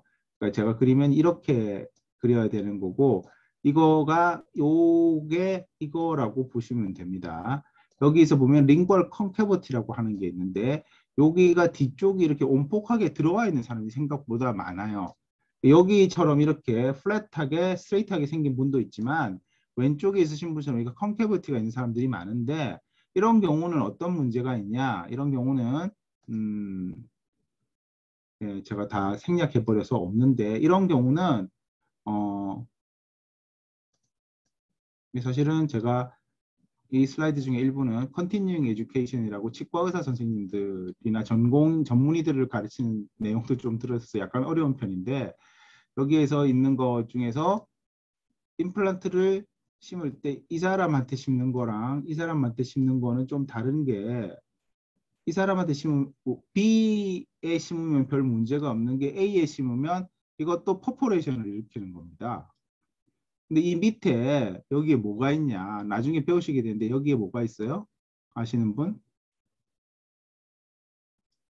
예, 살라이바리 글랜드 중에 큰 게 있죠. 서브맨디블라 글랜드 같은 거 들어있습니다. 서브맨디블라 글랜드 같은 거 들어있고 그리고 혈관 중요한 거 들어있어요. 그런 것들이 얘가 이렇게 침범해가지고 다칠 수가 있습니다. 그래서 조심하셔야 돼서 여러분들이 나중에 실습실에서 꼭 보셔야 되는 거 맨디블을 이렇게 뒤집어 놓고 한번 보세요. 뒤집어 놓고 한번 보시면 마치 어떤 맨디블은 여기가 선반처럼 돼 있어서 거의 물건을 올릴 수 있을 정도로 돼 있는 맨디블이 있어. 그렇게 생겼다는 걸 손으로도 한번 만져보시고 그래서 여러분들이 임플란트를 심을 때 이 위에 크라운이 이렇게 있으면 크라운의 방향대로 이렇게 루트를 심었다가는 퍼포레이션이 되기 때문에 약간 사이드를 이렇게 비껴놔서 심어야 돼. 각도를 주고 심어야 된다는 걸 조금 기억하시는 게 좋아요. 그다음에 넘어가서 너무 좀 재미없는 내용이니까 넘어가기로 하고요. 네, 뭐 마지막 거의 마지막인데 여기 나와 있는 것처럼 과거에는 이걸 그 진단이라고 하는 것 자체가 이런 겁니다. 진단이라고 하는 것 자체가 이만큼을 보고 이 전체를 예측할 수 있어야 되는 게 진단이에요. 근데 여러분들이 여기 하는 거는 다이아그노스틱 툴이라고 하는 게 있죠. 툴이라고 하는 게 있고 그다음 익스피리언스 앤 나리지라고 하는 게 있어요. 여러분들이 배우는 건 이거죠. 이거는 여러분들이 지금 4년 동안 공부하면서 얼마나 열심히 했냐에 따라서 달려 있는 거고 뭐 환자도 많이 본다든가 본인이 직접 환자를 보지 않더라도 교수님이 보시는 환자를 보면서 이걸 익힐 수 있으면 좋은 겁니다. 그리고 여러분들이 프랙티스라고 그러죠. 개업하는 걸. 개업하는 걸 프랙티스라고 하는 이유가 평생 이걸 하기 때문이에요. 어떻게 보면. 그리고 툴이 있어요. 툴은 점점 좋아질 것 같아요. 앞으로 점점 좋아지겠죠. 그래서 툴이 있으면 이 물이 점점 더 내려가겠죠. 이렇게 물이 좀 더 내려가서 좀 더 많이 볼 수 있게 되는 거긴 합니다. 하지만 이 밑에 있는 익스피리언스하고 나일리지가 커버해주지 않으면 이 전체를 가늠할 수 없어요. 그렇기 때문에 이 익스피리언스하고 나일리지 중에 하나가 뭐예요? 바로 해부학 공부를 해서 여러분들이 어느 정도 지금은 뭐 이렇게 해가지고 그냥 이름 외우는 것도 힘들어가지고 뭐 버벅버벅 되지만 사실 이름 외우는 게 그렇게 꼭 중요한 건 아니고 이걸 통해 가지고 좋은 진료를 할 수 있는 쪽으로 가는 게 제일 중요한 거니까 그런 쪽으로 생각을 해주시면 좋을 것 같고 네, 이거는 아주 오래전에 그 에이즈 방지 광고입니다. 쉽게 얘기하면 피임 기구를 쓰라는 얘기인데 이 피임 기구는 저는 거기에 비교하고 싶은 게 진단 장비입니다. 여러분들이 물론 진단 장비가 없는 가끔 여러분들이 발론티어가 돼서 아프리카 같은 데 가고 저랑 같이 그 뭐랄까 힘든 아동들을 진료할 수도 있겠죠. 그런 데서는 모든 걸 갖춰서 진료할 수가 없어요. 그런 데서는 모든 걸 갖춰서 진료할 수 없으니까 밑에 있는 날리지하고 익스피리언스를 극대화시켜서 할 수밖에 없어요. 뭐 베어 그릴스 같은 거지. 혹은 뭐 여러분들 좋아하는 셜록 같이 그렇게 움직일 수밖에 없지만 아직 여러분들은 잘 모르고 하니까 대학병원에는 진단 장비가 매우 좋습니다. 이런 진단 장비를 갖고 하시면 여기 이제 이 사람들은 옷을 안 입고 펜싱이나 뭐 아이스하키 같은 위험한 운동을 하는 거지만 그렇게 되지 않기 위해서는 보호 장구를 잘 끼고 하시고 여러분들 스스로의 프로텍션도 중요한 거죠. 여기서 말하는 프로텍션은 피지컬 프로텍션뿐만 아니라 리걸 프로텍션을 얘기하는 겁니다. 리걸 프로텍션을 얘기하는 거니까 그런 걸 잘 지켜서 하시고 좋은 진료를 해서 보람 있는 일을 하셔야 되겠죠. 그죠? 네, 좋습니다. 그러면은 강의는 정확하게 19분에 끝났네요. 네, 그 실습은 3시 40분부터 하는 걸로 하겠습니다. 여러분 수고 많이 하셨습니다. 감사합니다. 네.